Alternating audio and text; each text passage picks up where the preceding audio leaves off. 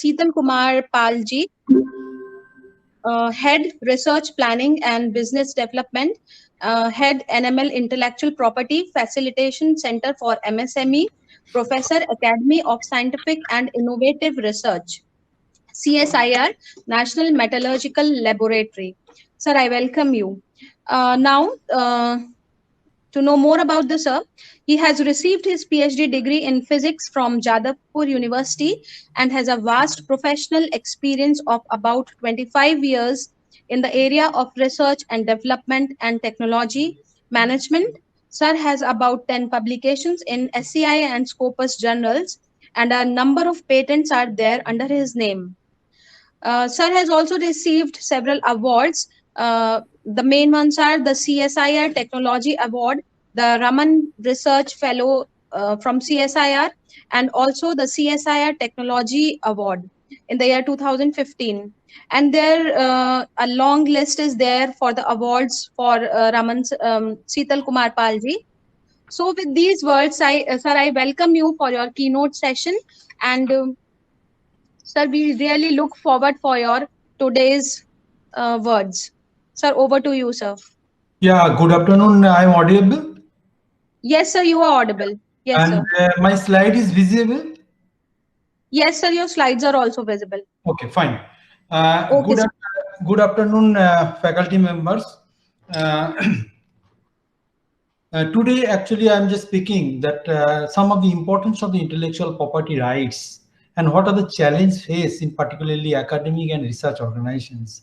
I understand this is the research methodology, and we are also teaching that in ACSR program. I'm the coordinator of that science management as a faculty group, and we are also teaching the research methodology and IPR. And that is one of the PhD level, one of the essential criteria, and they has to pass some of the credit for that degree, PhD degree. So anyway, I just giving this today lectures. You see, 1 hour lecture is not possible to cover each and everything, but definitely I'll giving one kind of a broad outline, some kind of flavor of the intellectual property rights, whatever that different kind of rights, and this is my plan of lecture.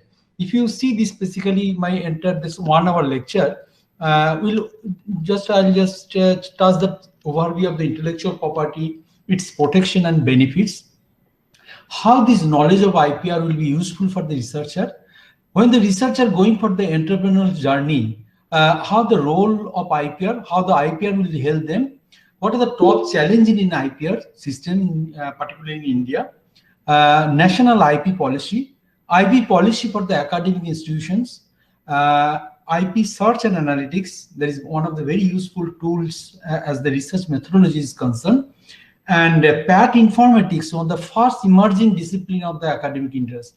So I'll just briefly cover all the aspects. I'll just at the end, maybe around half an hour, so I'll take the question or sessions. What are the doubt the faculty member will face it.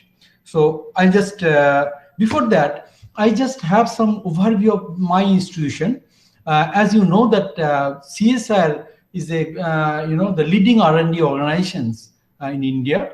It has around 5,000 scientists, 8,000 support staff, around 4,000 PhD students, and 37 laboratories all over the India, 39 outreach center, 3 innovation complex, and 6 units. Honorable Prime Minister is our president. Honorable Minister of State, our Vice President, Dr. Shekhar C. Mande, our Director General, and our Institute, National Metallurgical Laboratory, is basically the director is Dr. Indranil Chattaraj. We have 140 scientists at NML and 300 support staff. As you know, the IPR is always, that CSR is always in front foot of the IPRs. As you have come across in different news item in paper, CSR, as per that SIMAGO world ranking, it has ranked 75 among the 5,250 institutions and 9 position to 1,277 government institutions worldwide. CSR files in an average 200 Indian patents and 200 foreign patents every year. Around roughly 14% of the CSR patents are getting licensed. It is a quite highest in India. CSR bags several national intellectual property award in 2019, 2013, 2014, and 2018. This is some of the intellectual properties, landscape in innovations map in India. Now, when I'm talking of the intellectual property, as you know, the intellectual property is a creation of the human minds. Whatever will create it, whatever will just coming in the mind in form of the creativity, it is basically, we can't, it is intellectual property. Whether we protect it or not, that is a different issue, but it is intellectual property. When this basically intellectual property is basically governed by some kind of rights is given by the country or statute, it becomes the intellectual property rights. As you know, intellectual property is intangible property because we cannot touch, we cannot feel it. Okay, this intellectual property is awarded by the, or rights is given by the government, each country, because it is a territorial in nature, with some of the limitation and exception. What is it? Because some kind of, you cannot protect everything, some kind of limitation is there. You cannot all kind of protection, it cannot be you cannot protect under that law.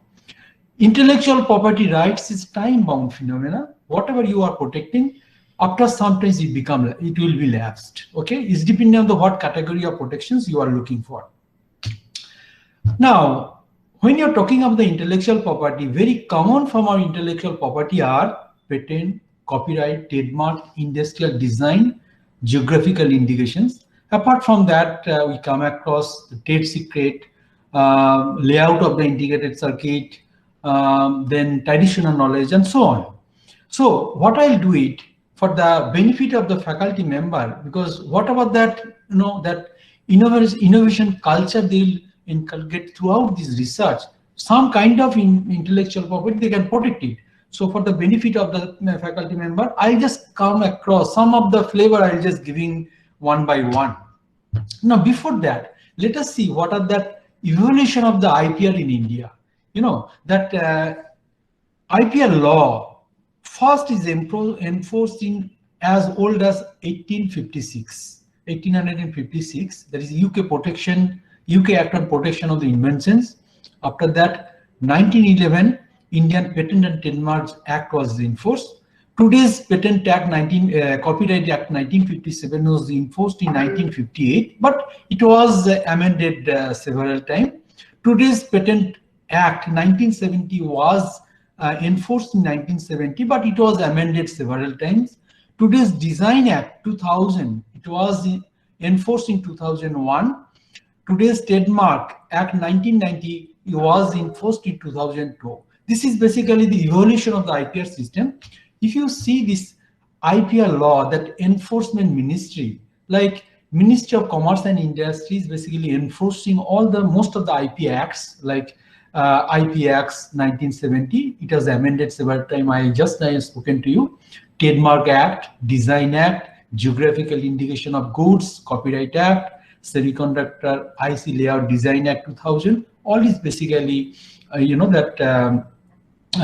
enforcement ministries, Ministry of Commerce and Industry. Apart from the Biodiversity Act, because once you file using some of the biological materials, so some kind of compliance or some of the permission you have to take from the National Biodiversity Board. So that enforcement ministry is the Ministry of Environment and Forest. Protection of the plant varieties and farmer rights is basically enforcement ministries, Ministry of Agriculture and Farmer Welfare. This is the IPR framework in India. When you file some of the, the intellectual property rights, whether it's the form of patent, trademark, industrial design, and so on. So nowadays you can file just online. You need to go personally visit this office. Simply you can file online everything. But the patent office basically headquarters is in Kolkata. There is several branch office, Delhi, Chennai, Bombay. In design headquarters is Kolkata, several branch office, Delhi, Mumbai, Chennai, and same as that trademark also headquarters is Bombay, and branch office is Delhi, Kolkata, Chennai, and Ahmedabad. GI you can file it in Chennai. And copyright is, and these all that basically controlling body is a controller general of patent, design and trademark, whereas copyright is a controlling body is a register of copyright. Okay, that is basically Delhi, office is Delhi. So you can have the protections either visiting their office or submit their e-applications through online. Now I'm just going for this patent. What is patent? Patent is a very popular form of the IPRs. As a researcher, you may come across in various forms and various times actually in your research career, filing of the patent, searching of the patent, or come across of patented inventions. Then what is patent? A patent is an exclusive right.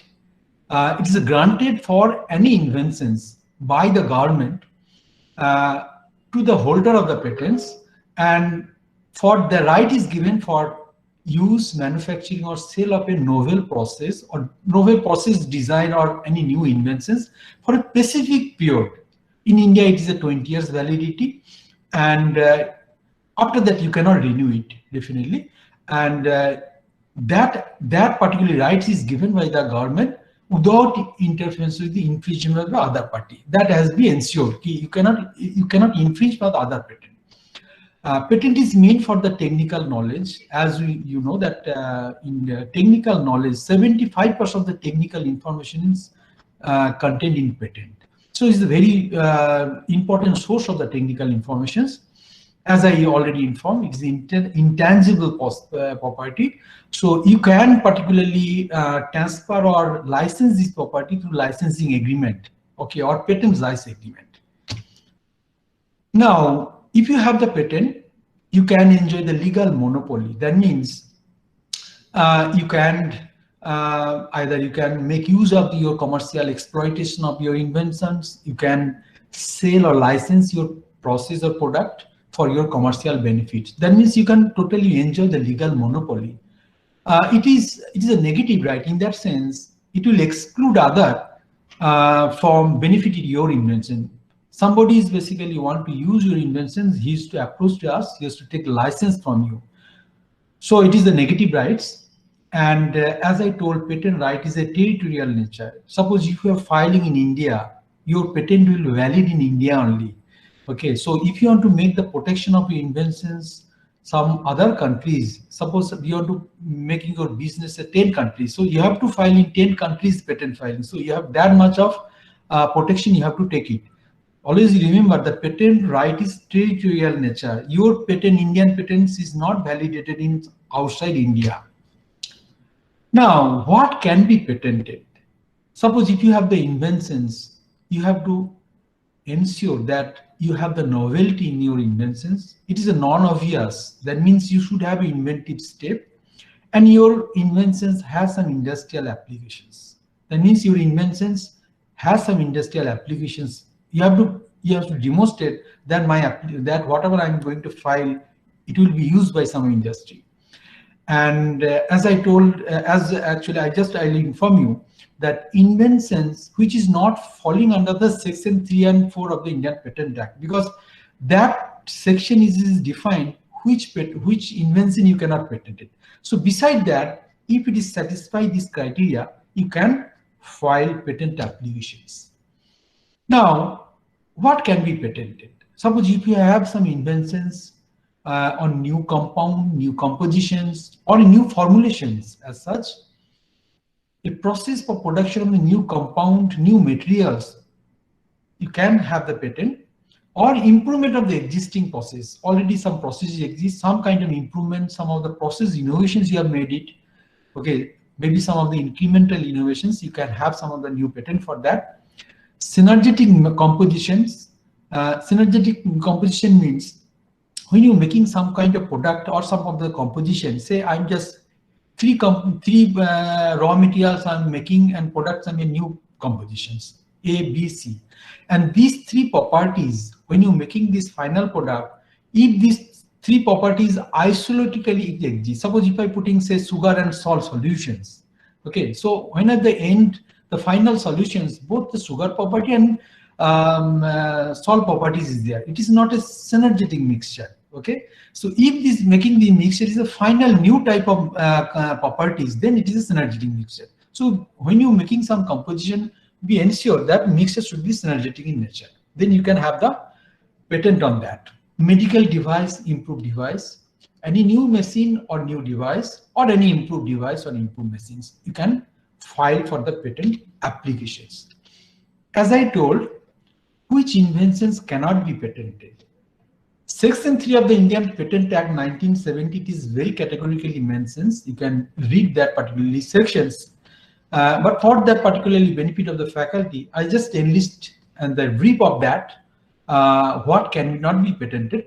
Any kind of fabulous inventions which contrary to the natural established law, invention that contrary to public order mortality. If we want to make some of the bomb, which can particularly, it can some of the mortality of public order, it is contradictory, we cannot have the patent right on that. Mere discover the scientific principle, substance after the mere admixture, that means non-synergetic compositions, as just now I just described you. Mere arrangement or rearrangement of the duplication of the known device, just permutation combination of some of the device arrangement, you cannot have the patent. Method of agriculture, horticulture, medical treatment, therapy, that curative surgical treatment, that cannot be patented. Plant and animal as a whole, apart from the microorganisms, okay, the genetically modified organism and other, you cannot patent the plant and animal as a whole. But definitely genetically modified microorganism, it can be patented. Mathematical or business method or computer algorithm, it cannot be patented in India, but you can patent some outside India. Whatever covers on the copyright acts, presentable information, any kind of literary work, these cannot be patented. Topographically integrated circuit, that is also covered under different kind of IPR form in India, so you cannot patent it, this topographical integrated circuit, as well as you cannot file any traditional knowledge. Because traditional knowledge, digital libraries, Indian is maintaining, and CSR is basically maintaining. So traditional knowledge, any form, you cannot file any patent. You have many type of argument, healthy names where India's fight for that. As I indicated earlier, that Section 4 of Indian Patent Act 1970, that is the invention related to the atomic energy, okay, it cannot be patented. So when you file the patents, you just ensure these things should be excluded your patentable inventions. When you file on patent applications, all the faculty members are, please note that you should not you should not make any publications prior to filing, because once you publish that thing, your particularly inventions no longer is a novel. If it is a novelty, is lost as one of the essential criteria of filing a patent is lost, so you cannot have the patent. Okay, even if your own publications. No sales or product incorporating this patent prior to your filing. If you want to say giving some kind of invention to third party, you just ensure you sign some of the non-disclosure agreement. And if you have some kind of innovative idea, you immediately seek some of the professional help how to protect it. Now, what a patent looks like, if you have the, I think you might have seen some of the patent document, but just for the sake of some of the clarity, I'm just telling you, a patent informations or patent looks like that. A patent have some bibliographic informations. That means inventor name, assignees, date of filing, what technology class or IPC class it is there. It will be mentioned. A small abstract will be there. The description of the patent will be there. Then one claims. Then where the patent protections will be valid. Claim will be there. That is most important part of the patent document. And there will be drawing or some of the figures it will be there, which is that illustrate the claims and descriptions. That is a broad outline of the patent architecture. Now, how to file it patent? Okay, or what are the filing process? Now, filing to grant, what are the different process stages there? You can file patent as a provisional specification or complete specification.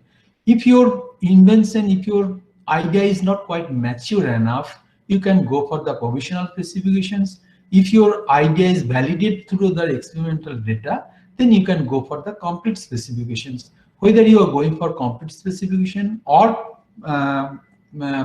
provisional specifications, you can apply through online or offline mode. Okay, if you have filing this provisional specification, ensure within 1 year you should file this complete specification, otherwise your priority will be lost. Okay, after filing your patent specifications, you will get some of the application number, then you can publish your inventions in any journal. Okay, so that means you are getting this priority, that thing.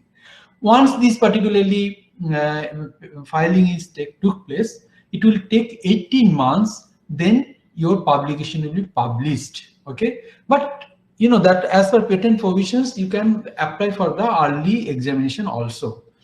Okay, then you can have the request for examinations. After request for, examinations, examiner will issue that first examination report. You complied the objections of the examiner, and if the examiner is happy with your particularly this thing, then your grant will be took place. Okay, but there will be some kind of opposition, you know, during your publication. That even any external body or any body can object it. So that kind of hearing will take place, and if the objection is valid, and then particularly your patent will be, it will not be granted. Otherwise, you will grant this patent. Okay, and even that after grant of your patent, you can make some of the post grant oppositions and appeal, and finally appellate board is giving final call for your grant or revocation of the patent. This is a more or less, you know, filing flow diagram in particularly patent filing is concerned. Now copyright.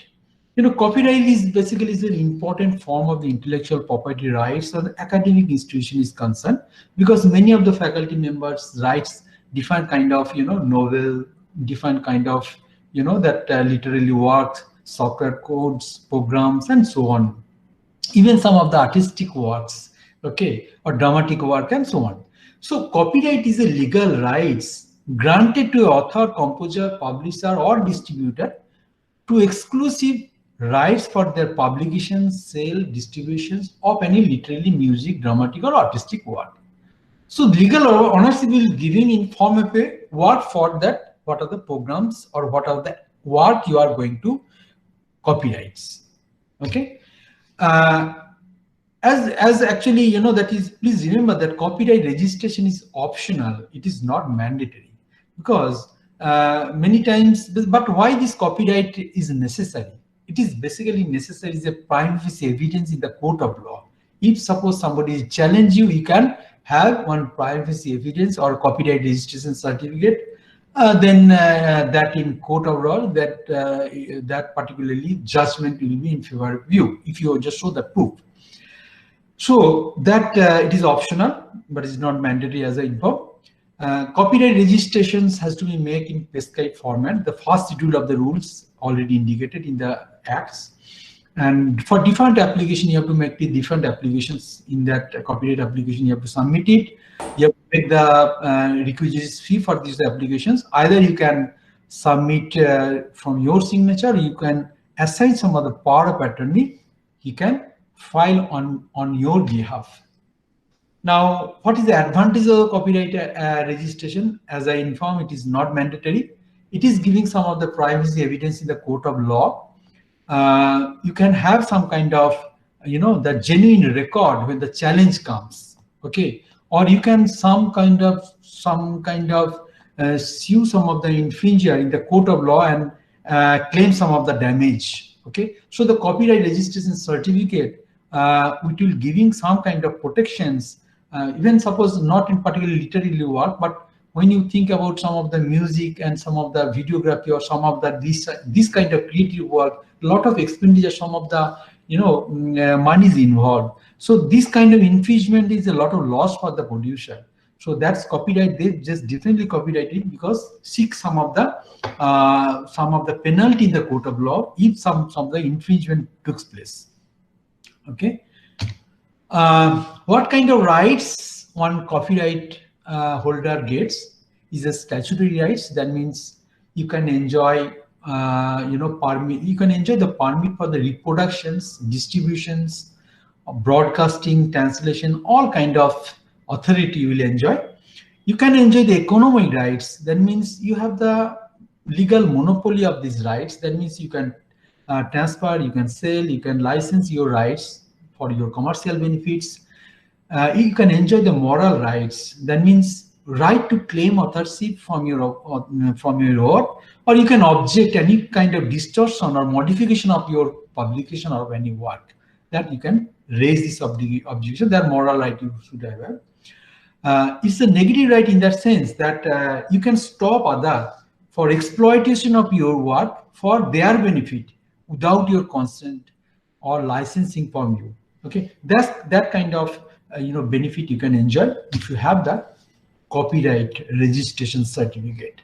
Now this is the copyright, how you just proceed for the copyright registrations. You can file these copyright applications through your signature. Online submission you can do it, or you can give your some of the legal attorney, he can submit on behalf of you through POA, power of attorney. Then after that, that if some objection is, there is no objection is received, then examiner is scrutinize your applications.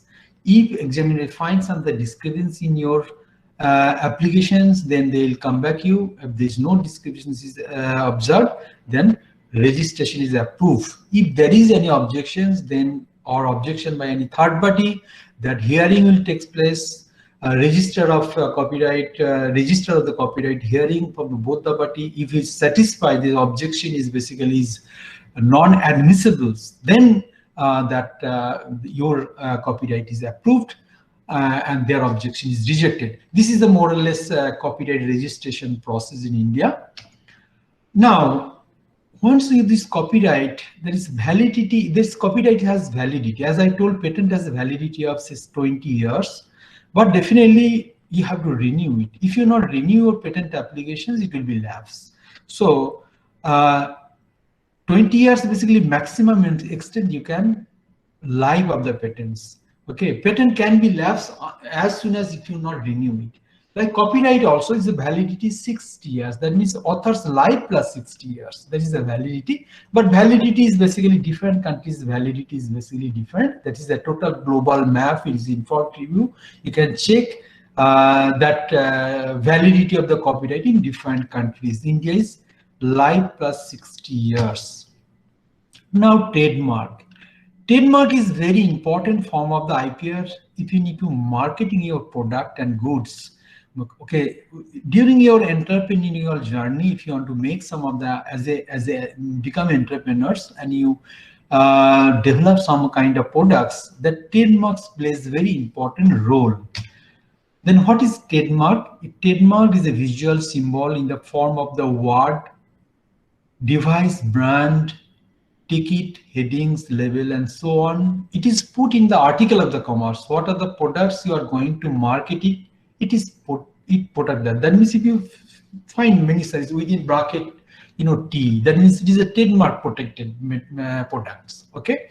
So why it is basically is that it is that symbol is applied to the commerce of articles, article of commerce.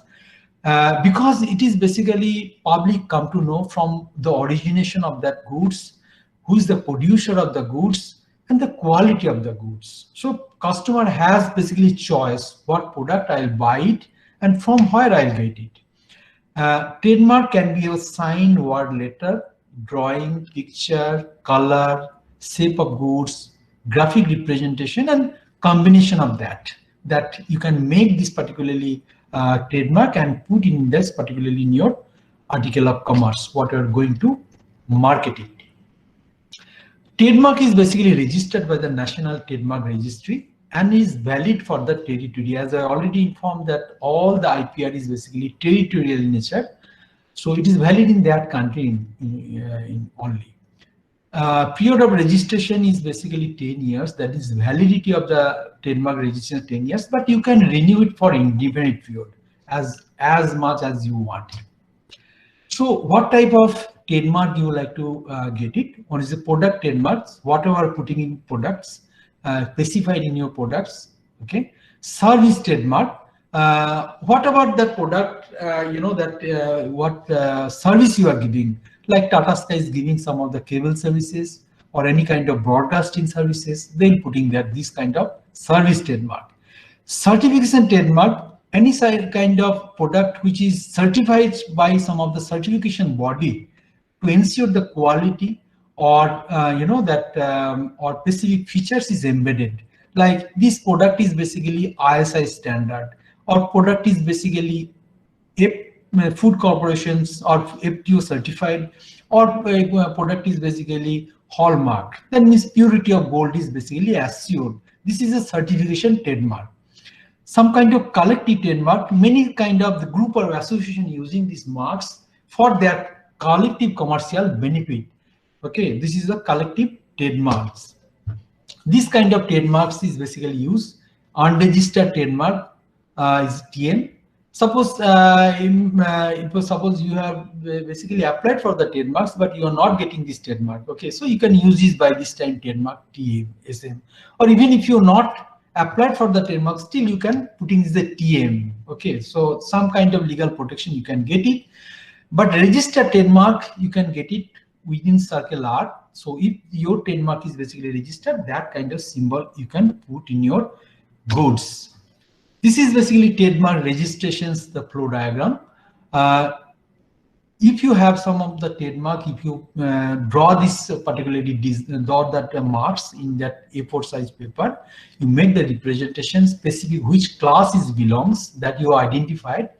Then you just apply online by giving some of the fees.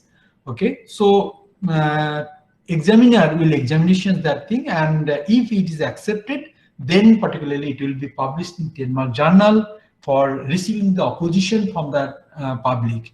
If there is no objection is received, then your trademark will be registered. If there is objection received, then there will be hearing. If it is satisfied, then it will be accepted.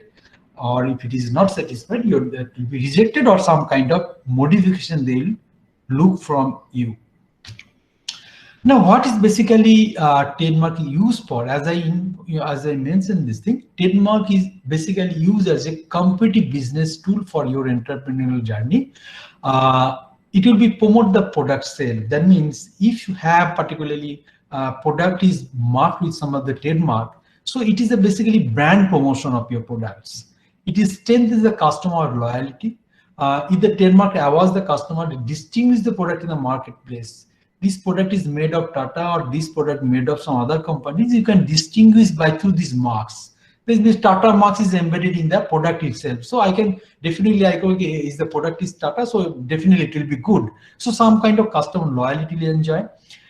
Facilitate the customer decision making, as I already informed that by putting this particularly that marks in this goods, customer can make the decision making which product I will buy it or which product I should not buy it. Increase revenue from the product sale.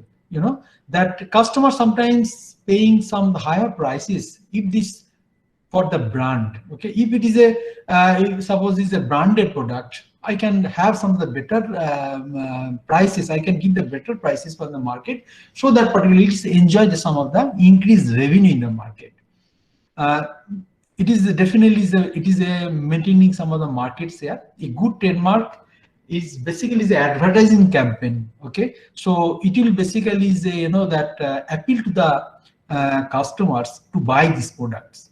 Okay, and you can particularly license or you can sell our trademark if it is successful and making some additional income for that.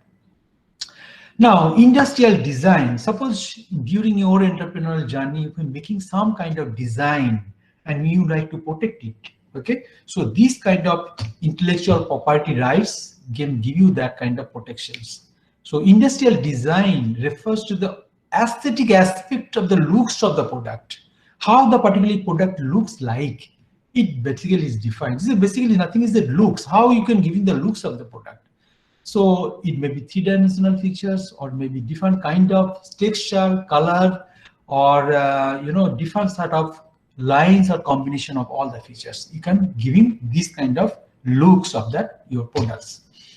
So what are the essential requirement of the industrial design? It should be the new or original design. It should not be disclosed anywhere in the public domain, and it will be systematically distinguished from the known design. Okay, you should ensure that should not be the mere mechanical contrivance, and it should appeal to the eye. Okay, it should not be contrary to the public order or morality, and it should not be the prejudicial to the security of India. So that much thing you ensure it before the design registrations.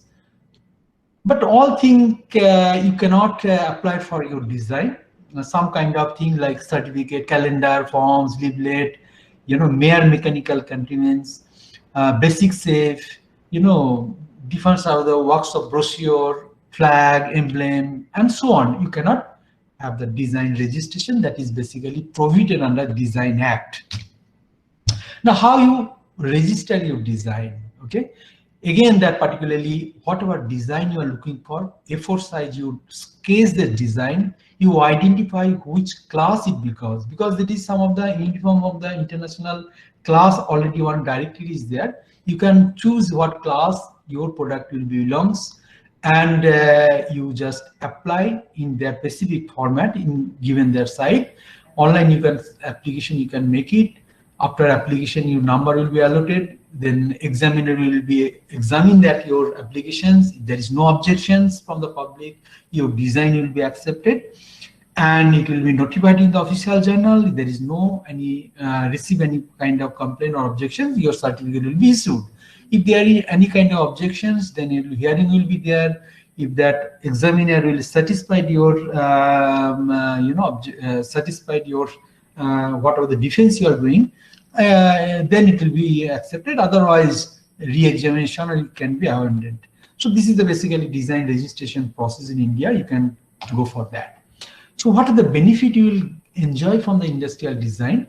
You can exclusive right you can enjoy to apply design your article of commerce, which you are going to market it, and the design. A good design makes an article an ornamental, attractive, and appealing. So you can have a better market, segment or better market, you can enjoy the better market segment of your products. So customer will be looks, because it is the design is attractive. Even the product is the same. It is appealing to the customer. So you can get the better market segment. You can bottom line your business is also increase. It will have your rights to sue the other persons who is copying your design. So, and you can claim that damage assessment. You can damage claim in the court of law. If any industry good design need not to do it putting in the commerce of articles, you can sell your design for any other persons, and you can enjoy the royalty out of that. Another very important form is trade secret. Okay, that means something I make it secret. Okay, and the trade secret is basically the formula, practice, process, design, or legal instrument which is not generally known or reasonably or strategically made secret to get the business advantage or economic advantage. Okay, it is classified informations or confidential informations. That Coca-Cola formulations or KFC, whatever they are making this thing, nowhere is it documented, because there is some secret formulations, how the taste is they're maintaining, how the formulation they're maintaining, they keep their secret.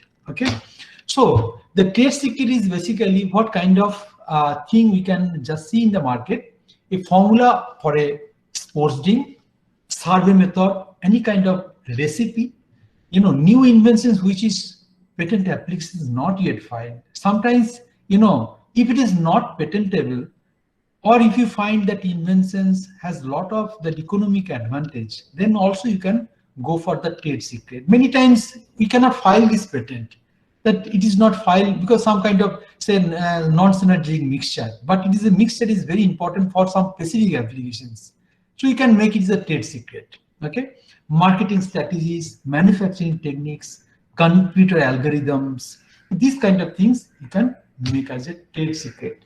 Some of the advantages of trade secret, this thing, because since it's basically there is no kind of filing process is there, so unlimited duration you can enjoy that validity. Your protection will be valid throughout this worldwide. No application required, no registration is required. Okay, no public disclosure or registration in the government agency, and effective immediately. That means you have to make some kind of mechanism to keep this particular information secret. Okay, so that kind of arrangement you have to make the institutional level, make some of the specifics kind of agreement to your colleagues or to whom you have the business interest, some of the non-disclosure agreement or kind of that employee-employee relationship, so that particular information should not be leaked outside your institutional domain.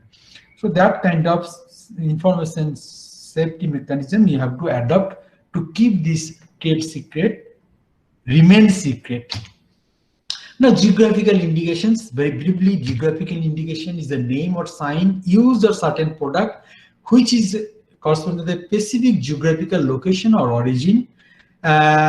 Geographical indication is a designate the product quality, because if you see somebody is basically some product is coming or tea coming from the Darjeeling, so Darjeeling teas enjoy some of the brand itself, because the brand identity, it is a basically GI. That means tea is basically produced in the Darjeeling and enjoy that some of the special quality. So it's basically Darjeeling tea, these GIs basically have kind of business advantage that their local manufacturer is getting. There's so much of GIs basically, you can see the GI registry from all your locality. You can also check it, what kind of GIs already exist and what kind of GI you can file it for the local community benefit. The GI allow the producer to obtain the market recognitions often at a premium price, because suppose two kind of product, one is GI and GI branded, one is non-GI. Definitely GI brand enjoy the better market premium. Okay, premium price you will get it. If you have the GI is a key source of the niche marketing. Suppose if I have the GI, export marketing play major role in if you have the GI related products, because the qualities and brand is basically assured there. GI is often associated with non-monetary benefits such as the protection of knowledge and the community rights, because it is a since the GI is basically, you know, the community interest is also taken care. Okay, so the community knowledge and community rights is also well protected in GI. This is simple GI registration process, same as the IPR forms, filing application, examinations. If there is no objection, it will accept it. Publication in the GI journal, then entry in the GI register, and GI certificate will be issued. If there is any objections, then the objection will be heard. You know that you can appeal if you're not satisfied with this or some of the whatever you know that order they are given it, and further you can either change it or either you can that application will be abandoned. So this is a basically simple GI registration process in India. Now, so when you are getting some of the innovative idea which coming through your in-house research, when comes some of the sponsor research, so some kind of innovative idea when a faculty member gets, okay, so initially he keep this secret. But I basically I suggest you, when you get some kind of innovative idea, don't keep it secret, but rather than, if it is possible, you can protect it in form of you know that particular provisional specification I already informed. Then when the initially that idea is basically generated, then you can nurture this idea through some of the experimental validations and develop some of the, you know, proof of concept. Okay, then you find key whether these applications or these inventions, whether it's a patentable or not. As I already informed, some of the criteria, if it is fulfilled, it can be patented. If it is not fulfilled, it cannot be patented. If it is a patentable inventions, then you can have some kind of decision whether I can file a patent, or for some of the strategic business decision, okay, I can make it trade secret. Suppose if you find, okay, some of the reverse engineering, somebody can, you know, that crack my patents. So although the infringement suit is there, but in any corner of the country, who is doing what is very difficult to monitoring. So your inventions, the entire effort may loss. You'll make the some of the commercial, lose this commercial benefit of your invention. So you can make some of the trade secret, even after have some patentable invention. That is your strategic decision. You can take it, or a company takes it. Sometimes company takes some of the strategic business decision not to file its patent. Okay. If it is non-patentable inventions, it may be different region altogether. Although it may be very nice inventions, lot of commercial benefits you can get it, but it is basically not patentable. So you can make as a trade secret, or you can go for some other form of the intellectual properties if it is possible, like copyright, trademark, industrial design, and so on. So this kind of thing you can put it. Suppose if you have some of the patentable idea, many times researcher or faculty member having some of the confusions. Should I patent it? Should I publish it? Or make it trade secret? So there's a quite big dilemma. What I'll do it, this thing. So I'm just making some kind of mind map for you. Suppose if you have some of the patentable idea, you find one question you can put in your mind: is this public disclosure is necessary? Okay. If it is a public disclosure is necessary, because patent publications, the public disclosure has to be there. Okay. So even if you patent or any form of this publication, public disclosure is basically necessary. If this public disclosure is not necessary, so you can find it, you can question yourself: is it reverse engineering? Can anybody crack my patentable invention very easily? If the answer is no, then again you ask some questions: is the technology is rapidly changing? Is a fast changing technology area? If it is the answer is no, then your preference will be you just make it a trade secret. Okay. And if you feel it's a public disclosure is necessary or very easy to basically reverse engineering, then again you question yourself: what about basically the revenue potential, my patentable inventions? Is it basically substantial amount of revenue I can generate, which is basically more than this? What are the cost, IP filing cost? Because IP filing cost is quite bit enormous if you're filing in different countries, mind it. So you can question yourself: if there is basically IP, what are the revenue potential is not much, or IP filing cost is more, okay, then you can publish it, because that particular inventions cannot create much revenue for you. And if it basically creates a lot of revenue for you, you can make the decision of filing this patent. Okay. Again, if you have the decision like this, if the technology is changing rapidly, if answer is yes, then you question yourself: is a new area of technology, something new area I'm just putting my footprint. If his answer is yes, then again to make the decision, as I told, whether it is basically you are make yourself that thing, whether that investment or the cost and your protection cost is basically some kind of advantage, economic advantage, then take according to decisions. And like this, you can make some kind of decision whether you can publish patent or make some kind of trade secret for your economic benefit of your inventions. Now, this is what are the knowledge of IP, or how it will be useful for the researcher. As you know, that particularly I already informed that 75% of the technical information a patent contains. This much of information you will not find any kind of literature other than patents. Okay, many times researchers only confined to that search some of the journal articles for their PhD, or writing some of the project proposal, or writing some of the patent publications and so on. But they just don't bother the patent information is what that the technical information contained in the patents. So that researchers should basically concentrate on the technical information source from the patent itself, that they can get the huge informations in that specific domains where they're working. It prevents the duplication work. Many times, basically, researchers, they only find the literature search, Web of Science or some kind of that ACI journals. They can find that, if they not find it, therefore nobody has done this kind of works. But after that, your PhD, or after that, some of your project report, you find maybe some Chinese, some of the inventors, some patent they have filed it. So your entire effort is basically is a lost. It's a duplication of effort. So before any specific your research work or any submission of a research proposal, is better to search some of the patent. Okay, some of the IPR knowledge basically you should have in specific that area. It helps the research to focus on commercially relevant projects.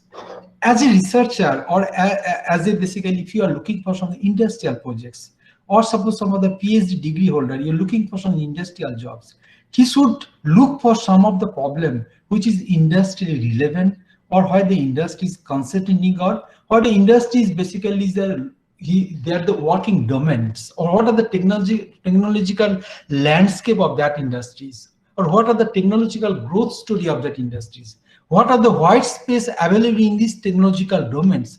This kind of particularly analysis, if you make it, it is very easy to find the industrial research project as well as industry relevant PhD, which in future they help for getting some of the industrial job for them, and as well as definitely some of the for their entrepreneurial journey also.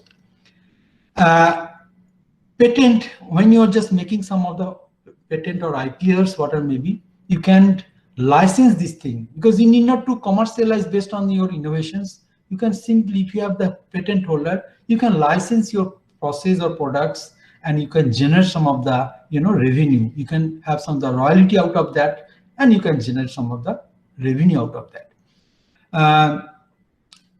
Many times researcher they unknowingly when they're making some of the product they're launching, or company launching their products, they unknowingly they infringe some of the products. So that is basically is a very serious consequence in terms of the infringement damage route.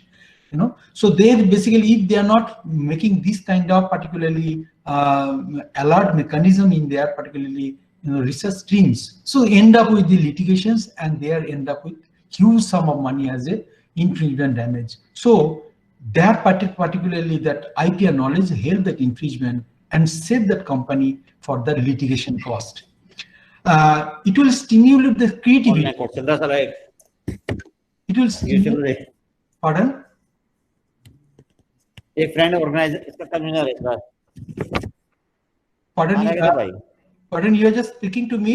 भाई तुम कहाँ है तो भाई? आगे भाई. It will stimulate. जब तुम्हारे जाने तुम्हें दीदी लोग फोन करते हैं. नवनीश गोयल जी, please mute your mic. It will stimulate the creativity, as you know that particularly once is basically if you know that patent landscape of it technologically, whatever the particularly growth story of your technology going over a period of time. So that means on the research come to know the technological growth story, that will generate some of the creativity, and you can develop some of the new inventions out of that.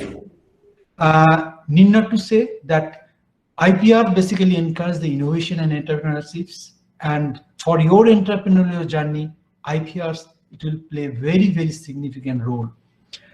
IPRs support the high-paying job. As a researcher, as a faculty member, if you are having few patents in your portfolio, definitely it will basically boost your promotional opportunity and your different sort of better job opportunity, and prevents the exploitation of a worker.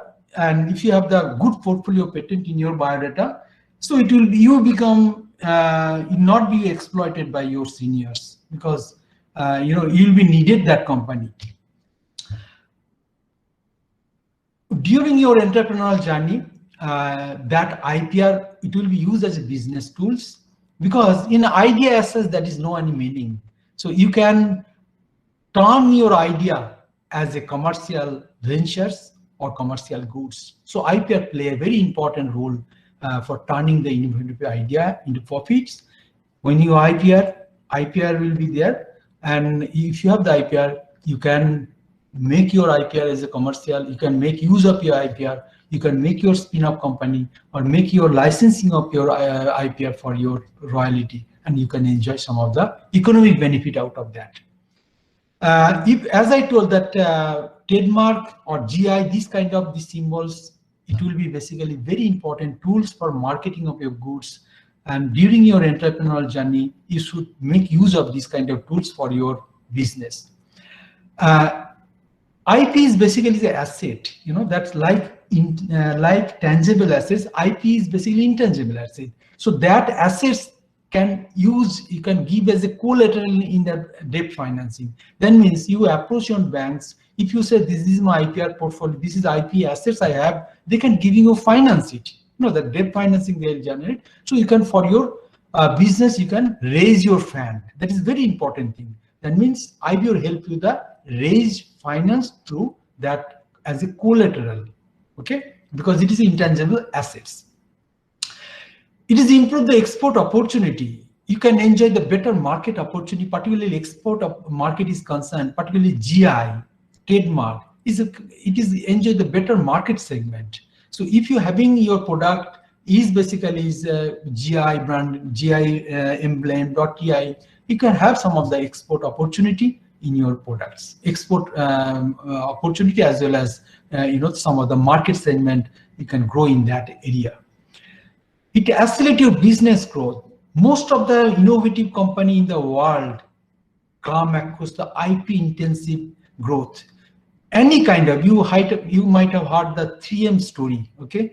Any kind of world, any kind of farm, you can say, their growth potential accelerate due to their IP holders or IP rights they are enjoying. So that particularly, if you have particularly in your portfolio if your company portfolio some of the few very important IP, you can your business growth will be tremendous. There's no doubt of that. It is drive economic growth and competitiveness. Need not to say that thing. Intellectual property is the breakthrough solution. World, what are the breakthrough solution comes? It is coming from the intellectual property. You might have seen this 300 that most crucial that generic medicines by the pharmaceutical company. All they are find from the IP intensive research from the pharmaceutical company, and their IP productions they are enjoying it. Okay, so all kind of that innovative research is coming from this IP intensive research and IP protection of their company. What are the business benefit they are enjoying it?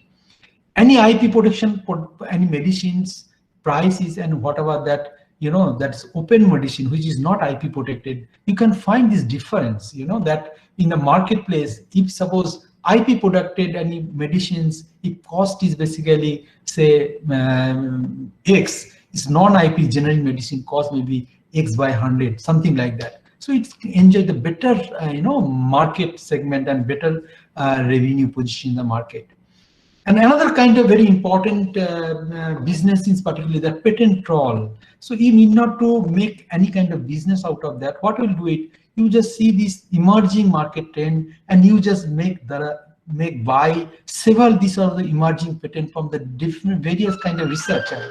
So what will do it? Once and keep on particularly exploiting once somebody infringing your process, okay? And if suppose infringing your process, so that kind of monitoring mechanism you should have, you sue that court of law and get the infringement damage. So what are the infringement damage you are getting? That is your business. So the patent troll business nowadays is very popular.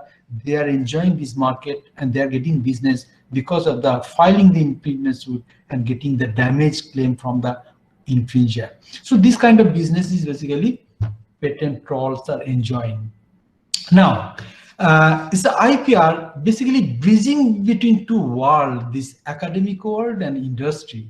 Okay, so industry and academy, okay, that is basically two kind of mindset. One is basically industry mindset is basically they're developing knowledge for the knowledge sake.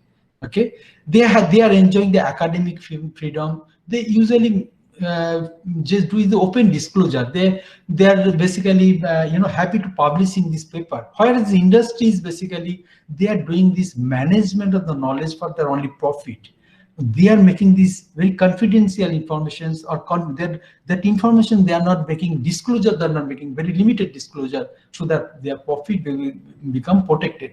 But university environment during your sponsored research, during your research, you're developing some of the technology.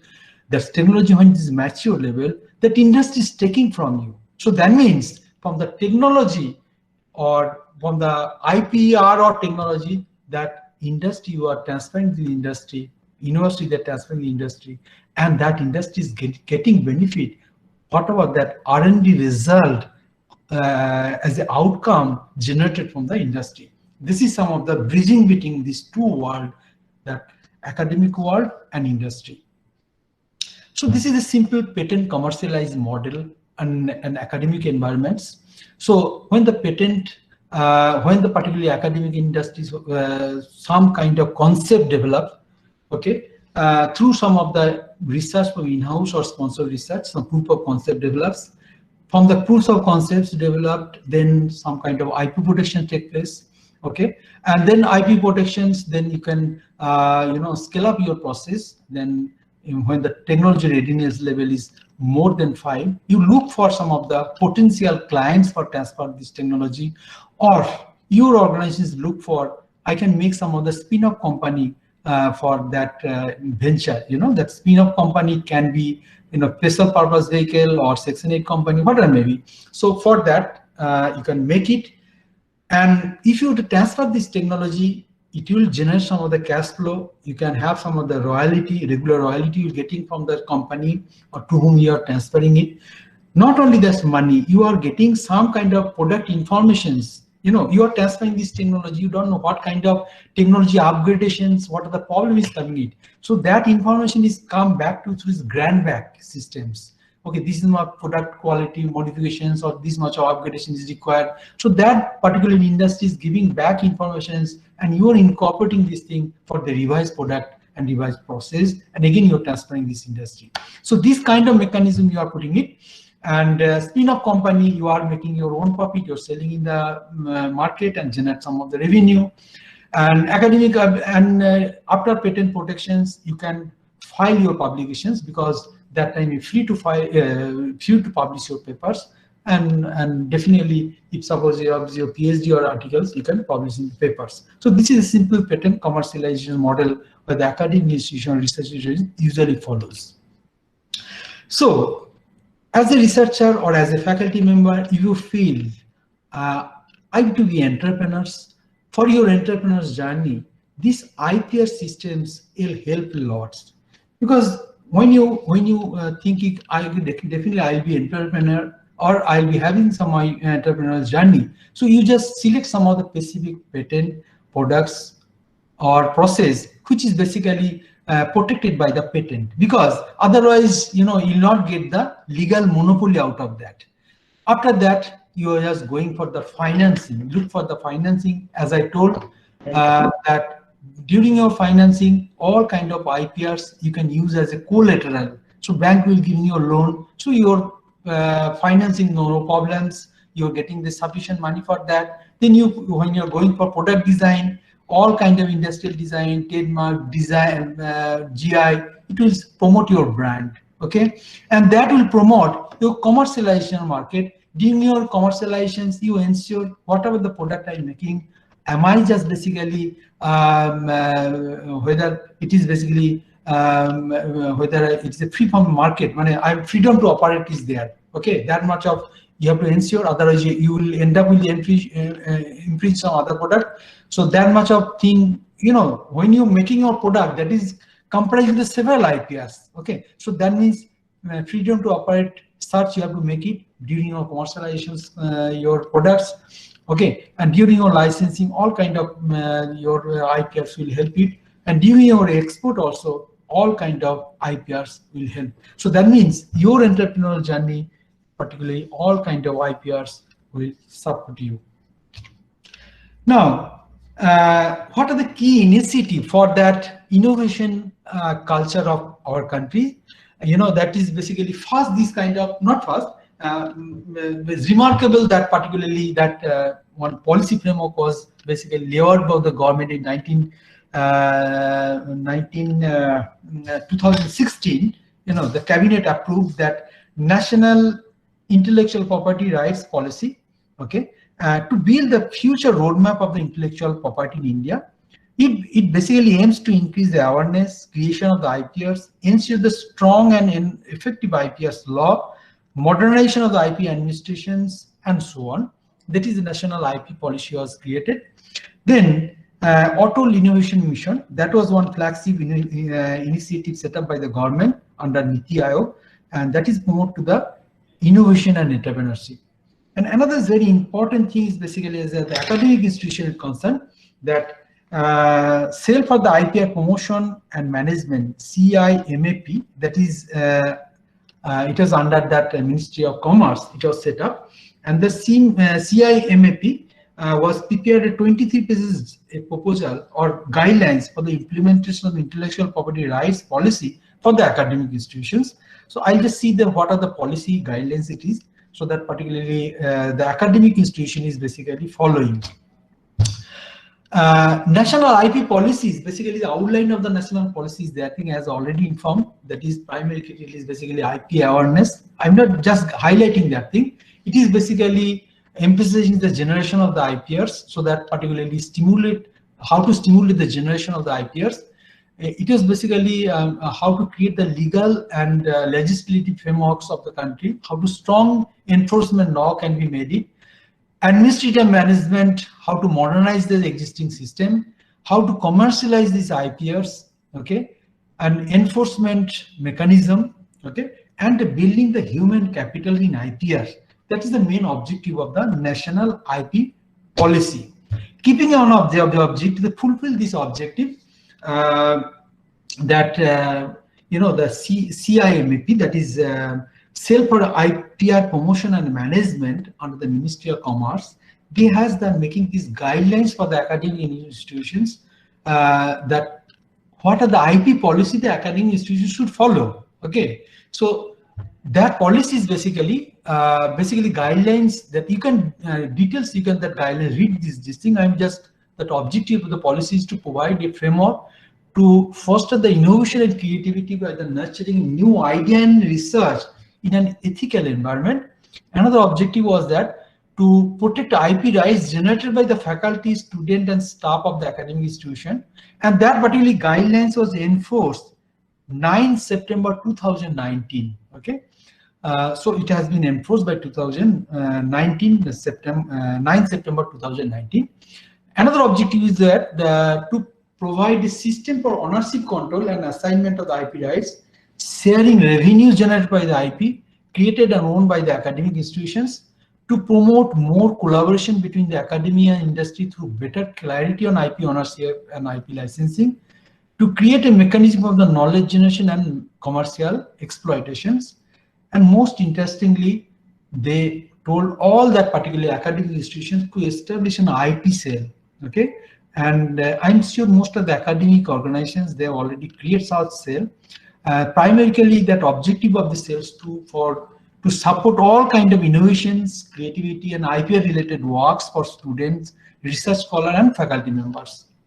And most of the university, or almost all the university, having this kind of IP cell in their department. Okay, so IP cell in the academic cells, what's supposed to do it? To conduct the IP awareness program for the students, faculty, and researcher, to conduct the dedicated program for IPR for the student as well as research scholar, to conduct IP research analytics dealing issue related to plagiarism, patent infringement, or other related issue, to facilitate the technology transfer, IP management, and related industrial interactions, to provide the legal assistance for the industry academic collaboration agreement and IP related matter, and IP administration, protection, and management. This is the main role of the IP administration, IP cell of the created in the academic institutions. Now, when the ownership of the IP comes, suppose the faculty members, doing some kind of research, if it is in-house research, so academic institutions have particularly their ownership, fully ownership. Ownership is the assignee. Here are the total rights the academic institution have. Okay, inventor in all that faculty member can be inventors, but they not be the assignee. The rights will be belongs to the academic institutions. But if that faculty members not utilize the institutional fund, research facilities are developing through their own time. Okay, and if they are using this academic institution enjoy the ownership, if they are not using this institutional fund, then individual inventor can have the ownership. This is very, very important. That means Individual inventor can have the monetary benefit when particularly that commercialization will take place. But through the sponsored and collaborative projects, if such particularly IP develops, okay, so that academic institutions will be the owner of that thing, and if the IP clause in agreement is there, then will be joint ownership between the party who are the sponsor that projects. This is the ownership of the IPs as the guidelines has already defined. So if these faculty members not utilize the institutional fund, resource, facility, and develop their any inventions to their own time, they can enjoy the individual inventorship as well as assignee, and the sole inventor or sole rights will be belongs to them. That already has been assigned and the guidelines. Now, I'll just end up with these my lectures that particularly, that when the research methodology is concerned, I should focus that particularly that literature survey. But as indicated initially, the researchers many times not go for that patent search. They end up with this simply that publication search, and they're finding this is that my domain, and this is that this is problem that identify based on what are the findings. But that research cannot be complete if we not that filing this, if they're not search this patent and analyze this patent, and particularly that not identify if any duplication of research, what are they looking for. This is basically as already informed technical information. 75% of the patent informations, technical information you can find in patents, and 25% in publications. So that means technical informations, a major 2/3 portion is you can find it patents. So that patent search is very, very important. Different kind of patent search you can conduct, that is novelty, patentability, depending on the what are the stage your invention it is, okay, or whatever that whatever the position of your projects, or what are the stages of your activities. Novelty, patentability, validity, infringement search, clearance search, state of the art search, patent landscape search, all kind of search you can conduct. But when you make some search, you end up with a large number of patent data. That big data, very big data you will commit in patents if you have the search, okay? Then it is very difficult to visualization of the patent data. Otherwise, you can make some logical conclusion out of that. So when you have the too much of result, what are the relationships obtained, what are the analysis and visualizations, one kind of subject is nowadays is basically a lot of people just pursue their degree, degree or diploma. This is a PAT informatics. Okay, that is basically one of the subject. It is basically analyzing this big data with the help of some of the statistics, some of the patent information, patents. Okay, some of the mathematics, some of the computational techniques, and so on. So this is basically, it is a composite one discipline based on that.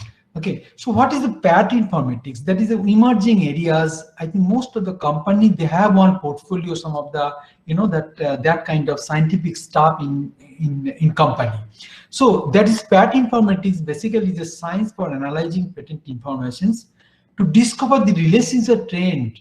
Difficult to see when they're working with this document one-to-one basis. Suppose you will having, when you search this patent literature, you end up with say few thousand documents, and with this basically huge amount of documents, you are clueless how I'll proceed for that. So this kind of PAT informatics tools and techniques, you have to use it to find kind of analysis for that. So what kind of analysis you can do it? Patent citation analysis, patent intelligence, and sorry, this is 2 times, this is patent mapping. This is not patent intelligence, 2 times I've written, but it will be the patent mapping. So patent citation analysis, patent intelligence, and patent mapping you can do in this PAT informatics. So PAT informatics, what it does actually, you search this database through the open source or through the paid database, like patent database I'm just telling, through Orbit, Delphion, or any other online vendors. You search this database, you make some list cleanup and grouping, you make list generations, make some co-occurrency matrix, you make the cluster of the data, that then you map the cluster data and analyze your result. And based on particular result, you can make different kind of, that business analysis. You can do it for your research as well as for your company. Technology scenario analysis, competitive intelligence, technology movement assessment, new product process development, freedom to operate, research planning, all kind of very, very important business analytics you can make from this kind of analysis by way of PAT informatics. This kind of, many times people saying, what the gap analysis in my research? If I want to some of the project proposal, or if I want to some of the PhD, many times people say, what is my gap? Which area I have to select? Selection of the area. That means I have to find the technological gap area in my research. How you to find out? This is one of the ways, the one methodology we have developed in our in-house projects based on the PAT informatics tools and techniques. We just search this data. We define some of the taxonomy, uses some of the user-defined class.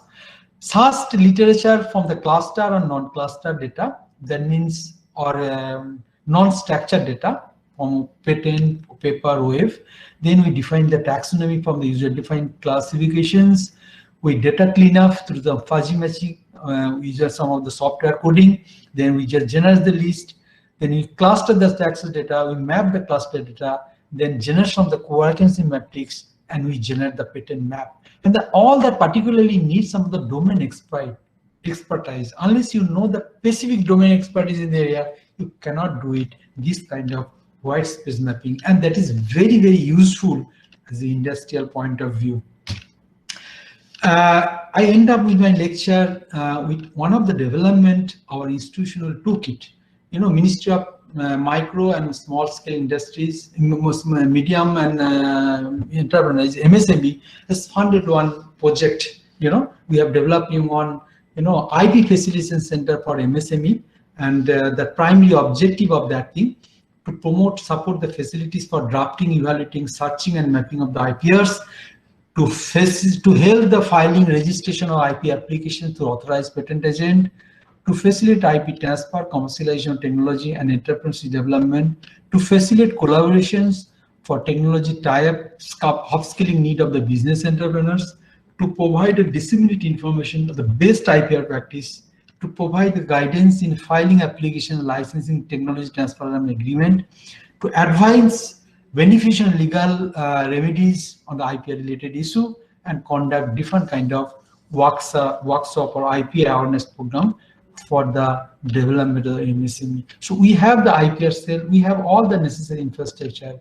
and we have just taken these kind of, projects for the development of MSME. So this is my end of my talk. So it is open for any questions. I'm happy to answer if any faculty member have any doubts or any part of my talk. Thank you very much. Thanks a lot, sir, for sharing your views about the patent details. And sir, you have very clearly explained the various points that what is patent, starting with the very basic point that what is patent and what can be patented and what cannot be patented. And then you have taken that point that the various benchmarking points for any patent grant, and then how the knowledge of IPRs is used. Yes.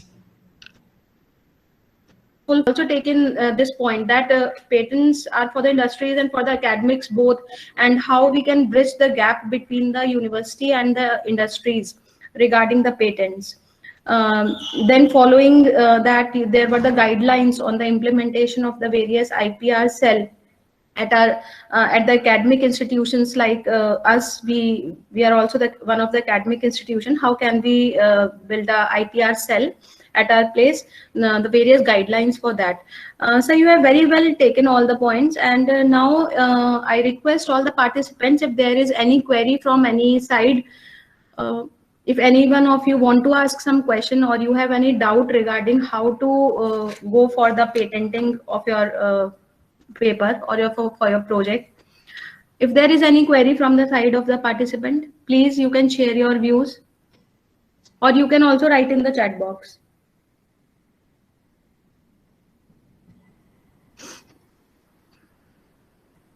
The participants can unmute their mic and can ask the questions.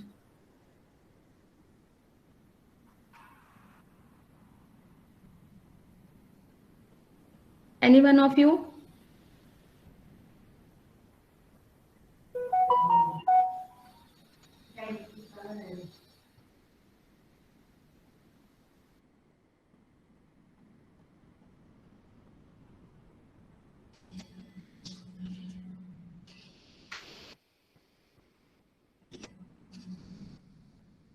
Yes, any one of your participant? Anyone want to ask the question? Yes, ma'am. I want to ask one question. Yes, sir. Yes, sir. Please, Uh, sir. Good afternoon, sir. Yeah, My good name is afternoon. Neet Kumar Vishnoi. So my question is related with while we file the patent, uh, there are suppose 7 or 8 patent filer. So is there any provisions that if somebody is at first place or second place or third place, will it affect the API of that file patenter? Yeah, it's a good question. I think there is these questions. I think many of the researchers are having that thing. See, suppose EB is basically say 5 inventors. Okay, one particular invention is filed by the 5 inventors. So all patent, all the inventions are the equal rights. It is not the who is the first and second. Like in publication, who is the first author is the corresponding authors, or the last author is corresponding authors. But unlike that, in patent, all that inventions are equal rights. So irrespective of the positions, who is the basically first and second, but of course for the particularly for the communication purpose, the principal innovators basically approach. But for the financial benefit point of view or the rights point of view, all are enjoy the equal rights. Okay, thank you very much, sir. Because nowadays it's very common in a particular patent we have Yeah, 10 but to 12 yeah, I agree inventors. because yeah, in particularly patent team of inventors enjoy the equal rights. Okay, thank you very much, sir. Thanks a lot, sir. So is there any other question from the side of the participants? Or can we, if there is no question, can we close the session? Okay. So thank you, sir, for joining us and for sharing with us all the details regarding the patenting. Sir, I thank you for sparing your time and giving us this valuable information, which will be very beneficial for our research work and for writing the details about the patents. Thanks a lot, sir. Thank you. Thank you, sir. On behalf of the whole MIT family, I thank you once again for joining us in this online FDP.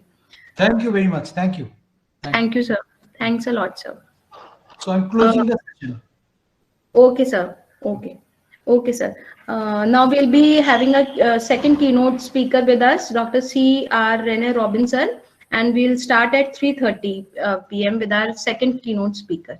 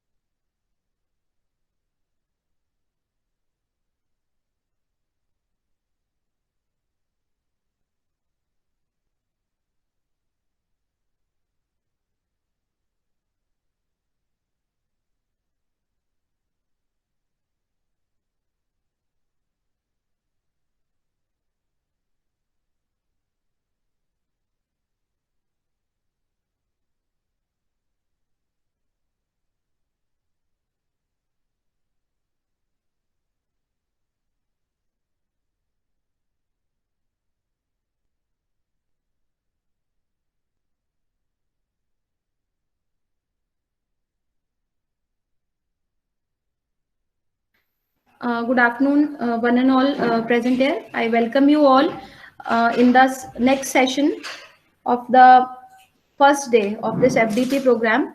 And our keynote speaker has also joined, Dr. Renee Robin, sir. Sir, I welcome you wholeheartedly in this session. Renee, sir, am I audible to you?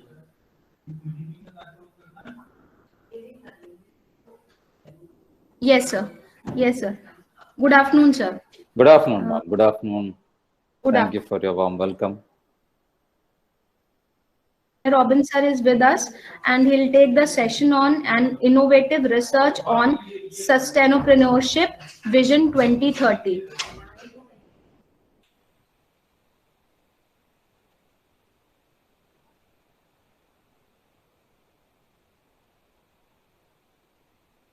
Yes, we'll be starting this session with Renee Robin sir. Yes, yes. Yes, but sir, before that, I would like to read the brief profile of you, sir. Okay, please, please. Yes, sir. Dr. C.R. Rene Robin, sir, has received his ME degree and PhD degrees from CEG, Anna University, India in 2006 and 2011, respectively. He is currently working as professor in Department of Computer Science and Engineering and Dean at Sri Sai Ram Engineering College, Chennai, from December 2020. His areas of interest include ontological engineering, knowledge management, e-learning, semantic web, etc. He is a recognized supervisor of Anna University to guide PhD and MS in the area of computer science and engineering. 6 students have successfully completed their PhD programs and 3 students have submitted their thesis. And 6 research scholars are doing their research under him. He is also a lifetime member of ISTE and member of several other professional bodies. He wrote 2 books and 1 book chapter in national and international journals and conferences. Apart from these, Sir has received the Mentor Award from IBM for the Great Mind Challenge 2011. He got the Young IT Professional Award also in 2012 by the Computer Society of India at the regional level. And he received award for teaching excellence at Indo Global Education Summit 2013. And recently in 2020, the government of Tamil Nadu has appointed him as the Goodwill Ambassador for the Plastic Free Tamil Nadu project and the coordinator for the Chennai district to create awareness to avoid plastics. Sir, this is really a very good job. During this lockdown period, he has trained more than 3,500 teachers on digital tools for effective teaching learning process and served as a resource person for 12 webinars on various topics. With this vast profile, I request you, sir, to please continue with your session.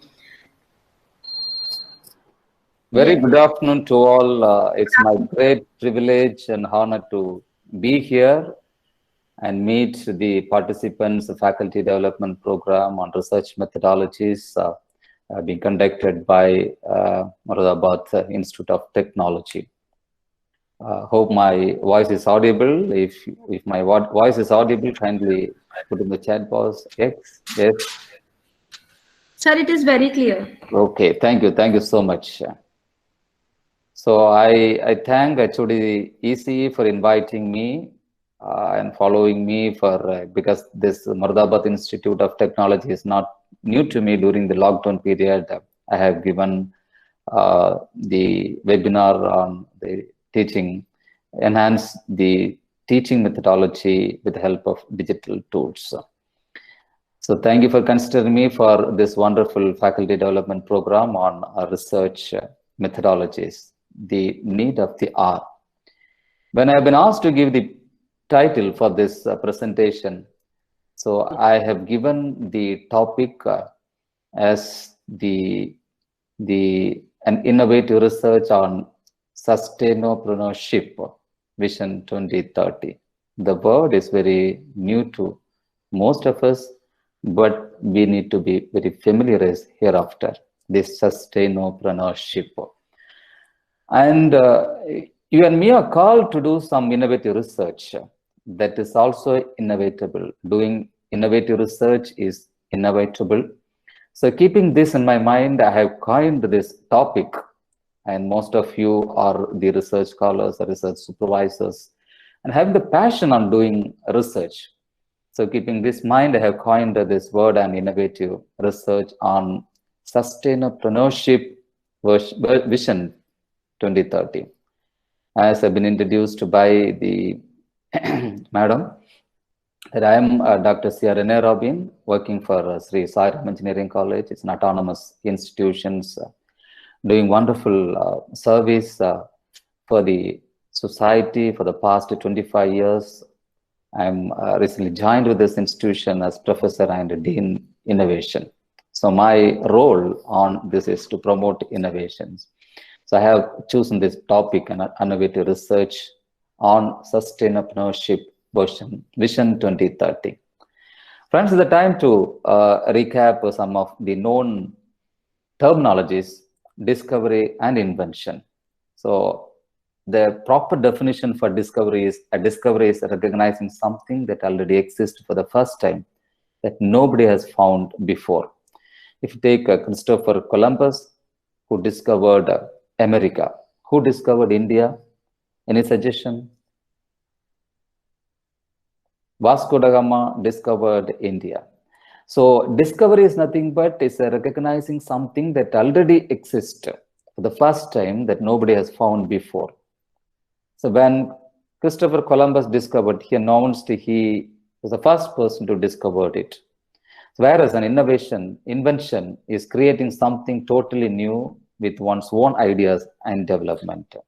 So the great invention is the Thomas Alva Edison's inventions on electric light bulb. So people have started inventing new things. The inventions became invention made vital role in the lives of people, in the economy of the universe, and the lifestyle of the people. The innovations have changed the lifestyle, even the lifestyle of the people. So among various inventions, I want to stress the important inventions made by human is steam engine. Steam engine invented between 1763 and 1775 by Scottish inventor James Watt. It powered trains, ships, factories, and the industrial revolution as a whole. So when this particular invention, even we all know the importance of logistics. If you want to travel from one place to another, and with the help of the logistic facilities are available. So the logistic availability will play a vital role for the development of the particular place of the nation. So when James Watt invented this steam engine in 1963, between 1763 and 1775, from where the industrial revolution started. As we all know, we are living in industry 4.0, but this particular invention has started the industrial revolution as industrial 1.0. So you look at this particular slide, you'll be knowing about the revolution of the industrial evolution of the industrial ages, starting from industry 1.0 to 4.0. Even we are slowly migrating from industry 4.0 to industry 5.0. So after the invention of James Watt, the steam engine, industry 1.0 started. It is purely based on mechanization, steam power, water power. And when we moved from 1.0 to 2.0, the mass production assembly line electricity played vital role. And after that, the computer came to the picture and automation came to the picture. That has given way for industrial 3.0. Now we are living in industry 4.0 via the cyber physical systems. It's ruling the world. So when you look at the industry 4.0, we have to think about the smart manufacturing, smart warehousing, and mining operations. When you talk about smart manufacturing, so we need automated manufacturing. it requires fast, reliable, and secure cellular connectivity. So for that, we need the simple connectivity, because whenever you add a new devices, it must be very simple. So we have to avoid the complicated connectivity. And it must be very secure, because when you update data, very fast data, it will be very crucial. So secure transmission, we have to give guarantee for the secure transmission. So secure connectivity is very important. And above all, the stable connectivity is required. Today, I'm sitting at Chennai and giving this particular lecture to around more than 100 people. So if the connectivity is not proper, it is not at all possible. So this lockdown has given opened various ways for the people through these technologies. So if you want to use this technology, we need the proper and stable connectivity, whereas for even the industry 4.0, it is purely based on it. Now, you talk about the next phenomenon of Industry 4.0, smart warehousing, where improved warehousing automation with a dedicated cellular network affects overall efficiency. So here we have a lot of challenges, accurate and on-time delivery. So if you book something on Amazon, so it is very particular that what you have ordered, you must receive the same product in the same time. It must deliver the product on time. Then we have to ensure that as staff retention, when you do automize and you go for this onlining, we have to ensure the retention of the staff and onboarding. Now, optimizing working capital and value-added services are the major challenges with respect to smart warehousing.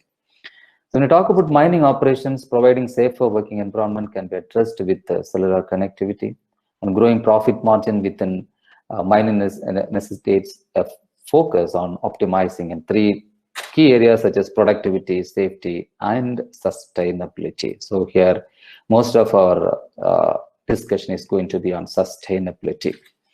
So friends, when you talk about innovation or invention, we cannot forget internet. So internet, if you ask me who invented internet, maybe the Berners-Lee, but it has been the contribution, so many people have contributed for internet. But if you ask the particular protocol, TCP/IP, we can say that the contributors are Robert E. Kim and Winton Cerf. So they have developed this TCP/IP protocol, where still we are using this for transmitting. So there's a time to know about the internet growth trends. So in 1977, the year which I was born, only 111 hosts are connected on internet. I'm talking about the entire world. In 1981, only 213 hosts around the internet, and it increased to 562 hosts in 1983, and it became 1,000 in 1984, and 5,000 in the year 1986, and 10,000 in the year 1987, and 1 lakh in the year 1989. And the statistics is saying that in 2010, around 80% of the planet used internet, and now almost reaching 100%. So when we talk about the internet, we have to know the evolution of web. It started from web 1.0. The era is 1990 to 2000. The first version of web we call it as web 1.0. They referred as a syntactic web or read-only web. Here, the role of a user is limited to reading information provided. The content producers will provide the information, and the users will see it. So there is no option for the customize it or the sharing the information. So we can call this the example of web 1.0 are static websites and personal sites. So if you take web 2.0, it started from 2000 and 2000. The era is 2000 from 2010. Referred as social web or write web, where the options that facilitates interaction between web users and sites, which in turn allows the user communicate with each other. The example for web 2.0, Facebook, YouTube, where the producer and the people can share the content. The web 2.0 is built around the user. Produce just need to wait to enable and engage them. So web 3.0 from 2010. The semantic web or read, write, execute is the which refers to the future of the web. The example for Web 3.0, you would have experienced Siri, would have experienced Google Cloud API. So these are all the examples where the machine learning algorithms, it's all integrated with the machine learning algorithms. So if you type, the best example I can give is when you open your internet, your Gmail or email ID, and while typing it itself, it will recognize what you are going to type. When you type dear, it will give an option there. When you type for your kind, it gives an option that kind information. So these are all, it's all coming out because of various, what I say, the machine learning. A lot of machine learning algorithms are running behind it. So it's all the part of Web 3.0. So friends, I just want to throw a light on you the difference between invention and innovations. So most of the people are confused with what is invention and what is innovations. So after knowing that what is discovery and what is invention, now there's a time to know what is invention and what is innovation. So invention can be defined as the creation of a product or introduction of a process for the first time. So the same definition which I am giving as I gave while discussing about the difference between discovery and invention.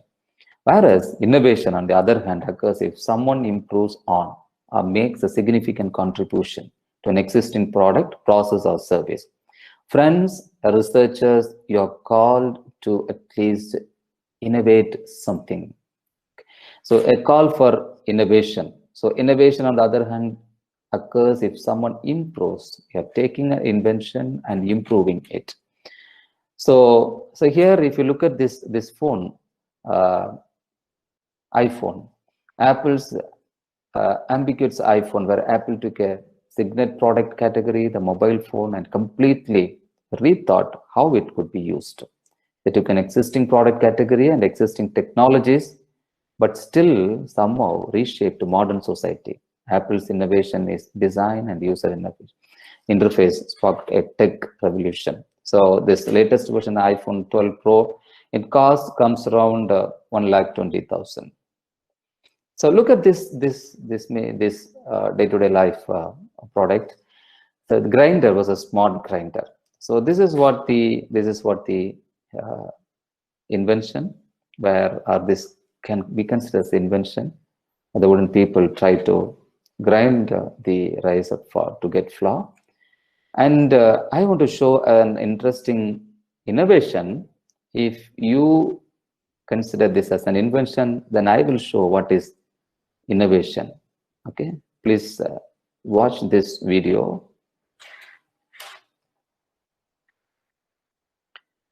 Let me take you to a small video where you will easily know about. Sometimes you may not understand the language. It is in Tamil. Let me show one YouTube video where you will easily able to find out what is. Hello friends, எல்லாருக்கும் வணக்கம். இன்னைக்கு வீடியோல நம்ம என்ன பார்க்க போறோம் அப்படின்னு சொல்லி பாத்தீங்கன்னா, ஒரு சூப்பரான கிரைண்டர் பத்தின ரிவ்யூ அண்ட் டெமோ தான் நான் உங்களுக்கு காட்ட போறேங்க. அதாவது கையே வைக்காம எப்படி இந்த மாதிரி அழகா வந்து மாவு எடுக்கலாம். Okay, this is how a grinder is, see how it is ejecting the flour without using the hands. You can take it. Okay, please have a look on it. So these are the normal process. Okay, after pouring the rice and dal, it is grinding. It is grinding and oh, advertisement. Wait for a minute. Let me skip the ad. Carefully go through it. See, now the process almost over. It's grinded thoroughly. Now I want to take this flour from the bowl. Okay, so please have a look on it.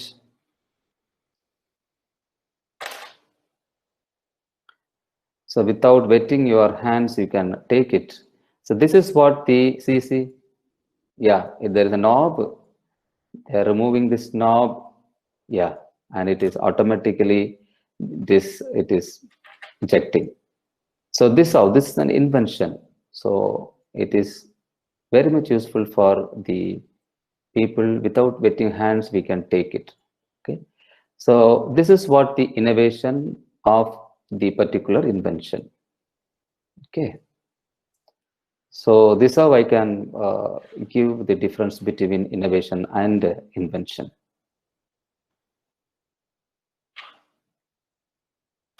Now it's time to know about research and entrepreneurship. So while I was discussing last week, I was discussing in a forum. There's a question that what is the correlation between research and entrepreneurship?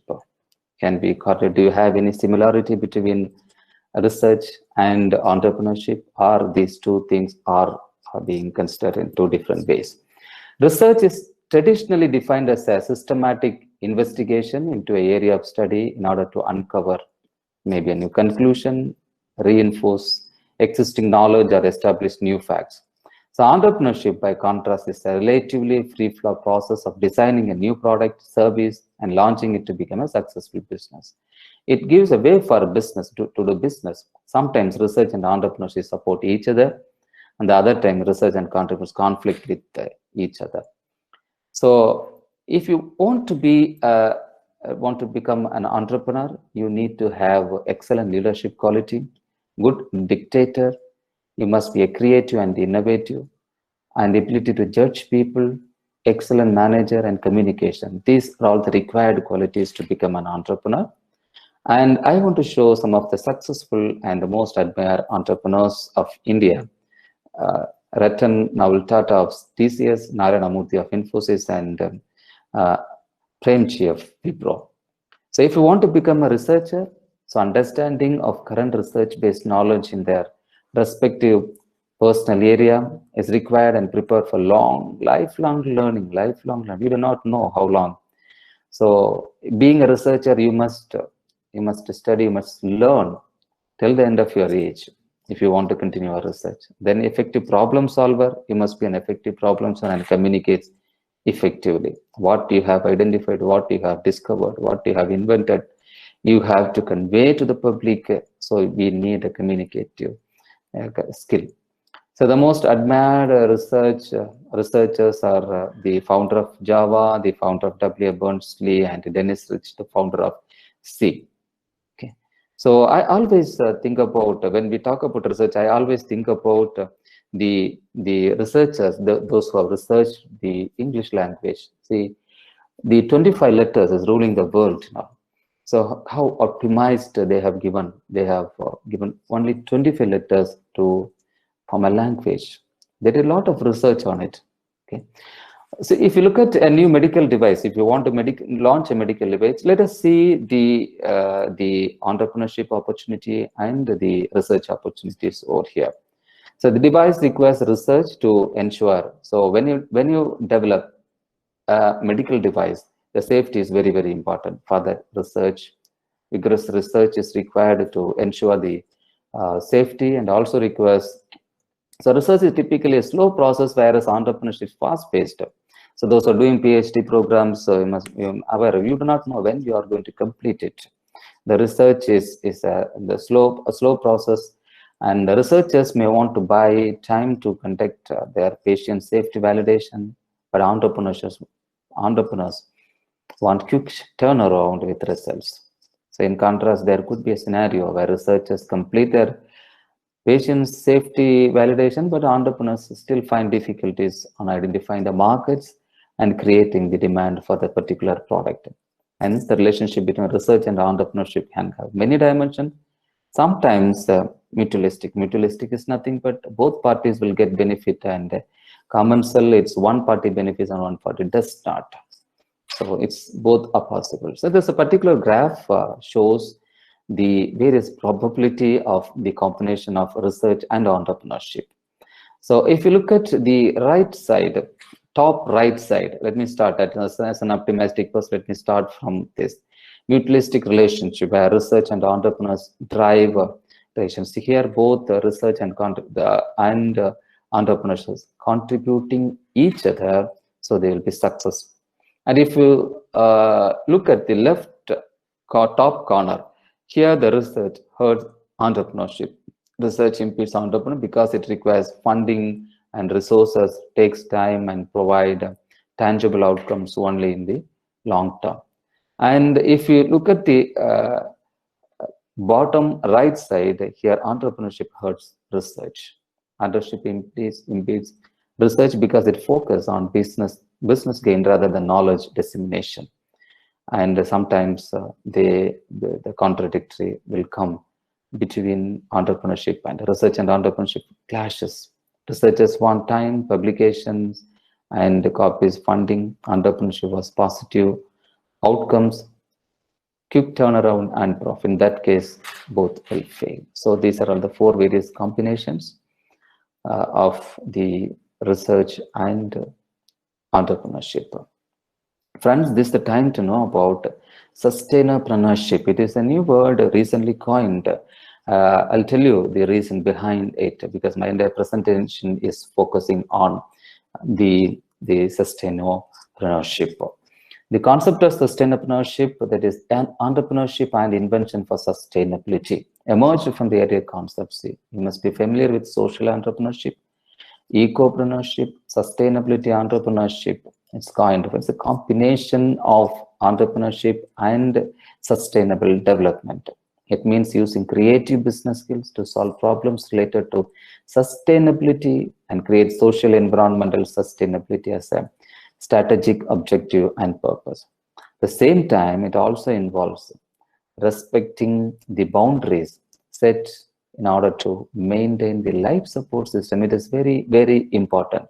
So getting the profit alone is not the primary goal. So we have to ensure the safety. And it's a mix between entrepreneurship and sustainability. So what is good for company is also good for planet. So you have to think all the entrepreneurs must ensure what is good for a company is good for the planet. Underline the word planet. We are here, we can do something, we can do entrepreneurship, we can start doing something, and whether it is helping. So today, when I had a discussion with our CAO, so we were talking about the sweets, the Diwali sweets, one particular product, one particular entrepreneur, he manufactured some sweets. Some sweets, it's something like the crackers. It's like crackers to attract the children. So people will be confused, especially the children will be confused which one is the cracker, which one is the sweet. And the chemicals which he used for this manufacturing. So when you do something, when you do as an entrepreneurship, we must ensure what is good for the company is good for the planet. Solving problems related to the social and environmental sustainability. Global problems become business opportunity. Nowadays, a lot of global problems are coming. The people, those who are interested in entrepreneurship, must think about the business opportunity by implementing the sustainability in innovation. Excuse me.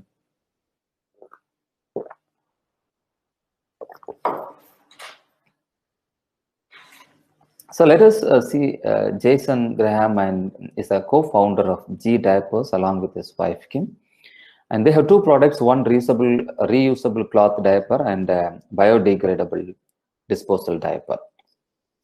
And their contribution to the society, to the planet as an entrepreneur is remarkable. So they have some different work culture at their workplace. See, their concept is workplace centered on the family to develop the full potential of each of its employees while contributing to a better future for the planet. So their specific strategies are the parents need time off to care for their children.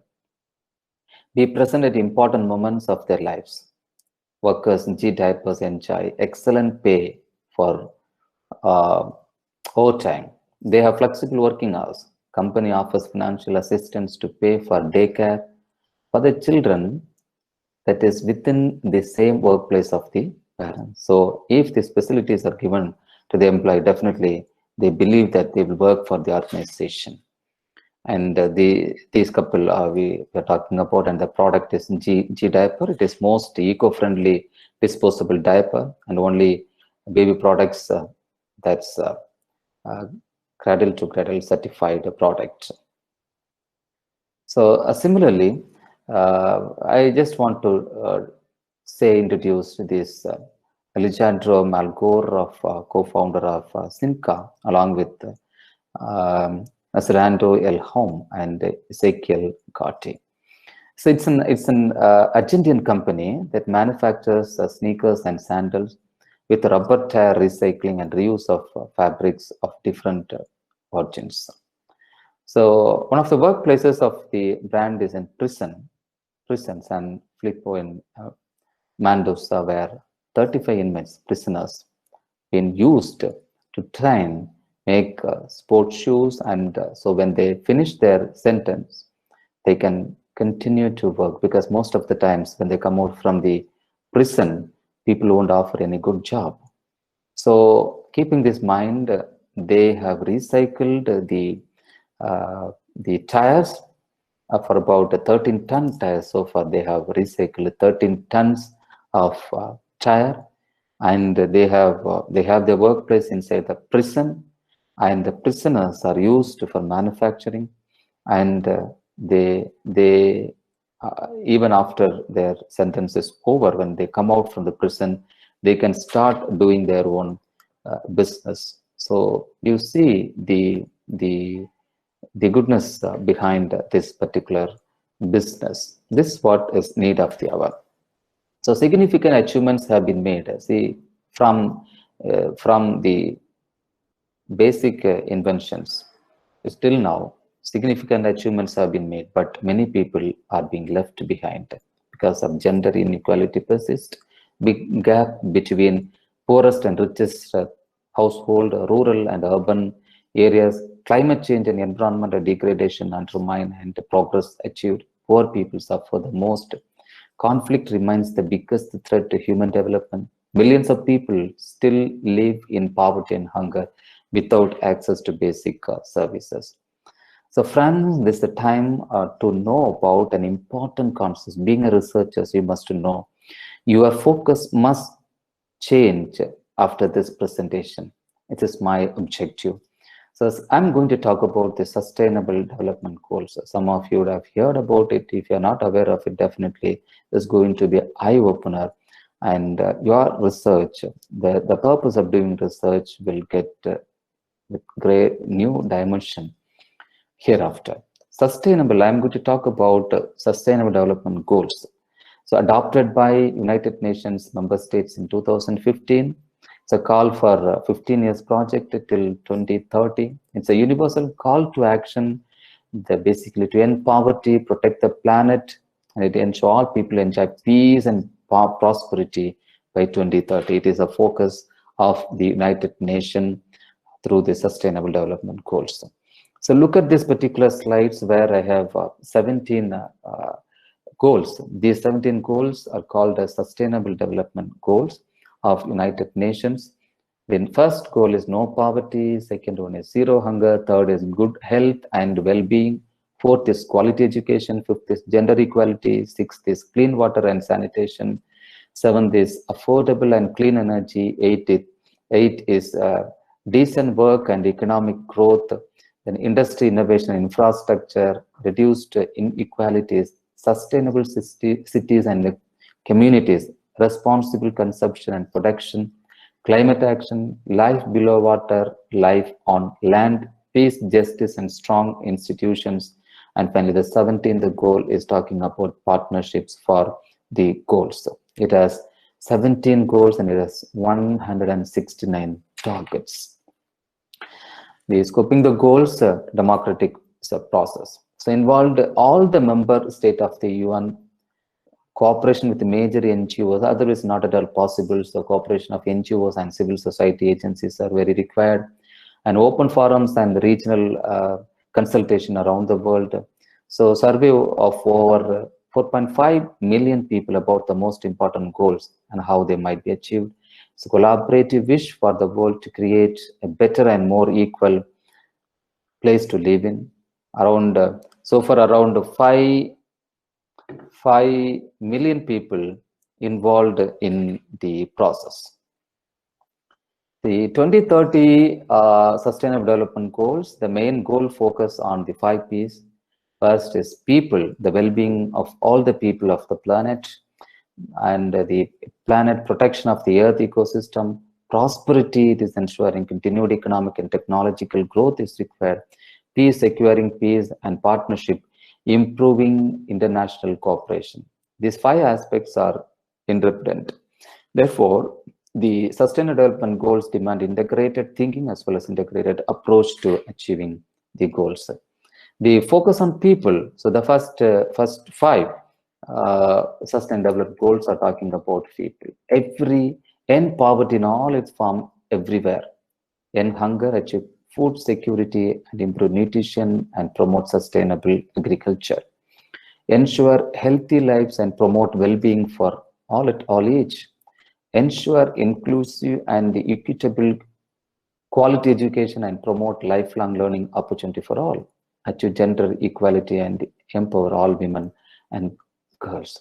So the Sustainable Development Goals, the UN Sustainable Development Goals, focusing on people. We have 5 Sustainable Development Goals. And we have around 10 Sustainable Development Goals for planet and on prosperity. So ensure availability and sustainability management of water and sanitation for all. This is need of during the COVID period.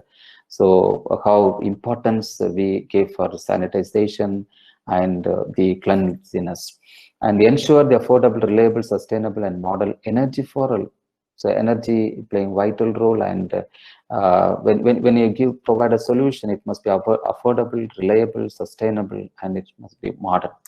And we have to promote sustained, inclusive and sustainable economic growth, full of productive employment and decent work for all. You may work, whether the work is which you are working is a decent work for all.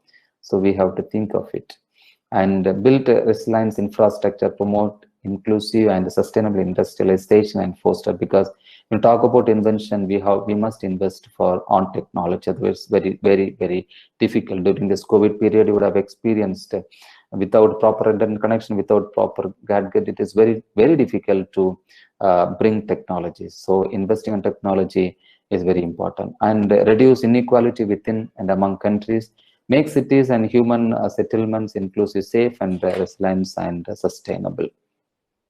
So we'll talk about the planet and prosperity, ensure sustainable consumption and production patterns. So we are getting electricity, whether are you accountable for the consumption or you can waste the electricity and the natural resources like water, how we are using, how we are preserving this for the next generation.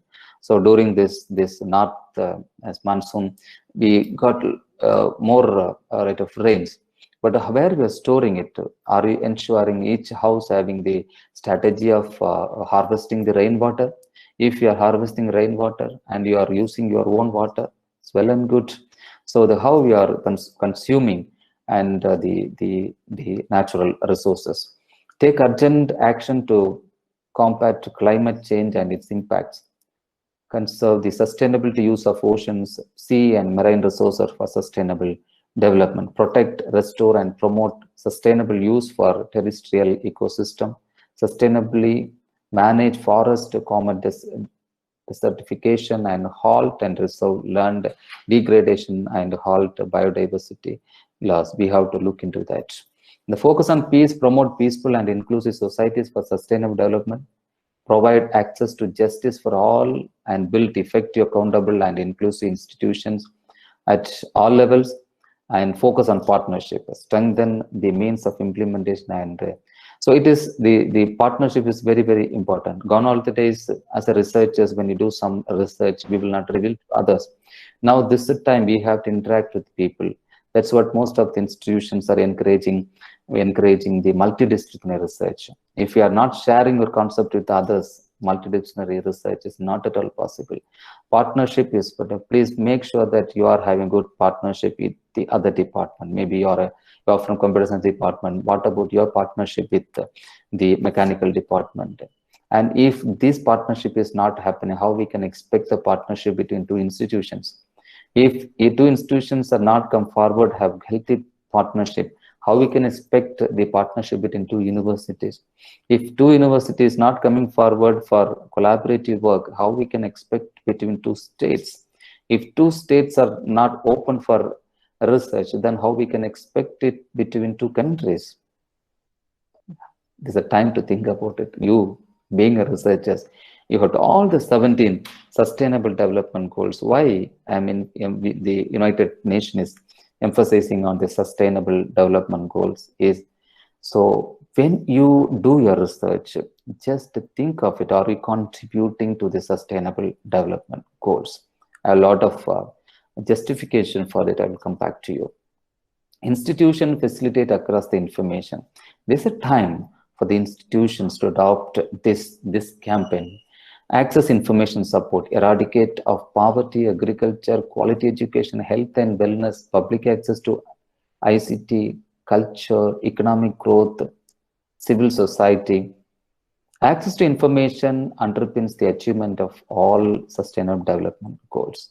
Institutional level steps must be taken. So the Sri Sairam Engineering College is promoting the sustainable development goals. If you come to our campus, wherever you turn, you will see this banner.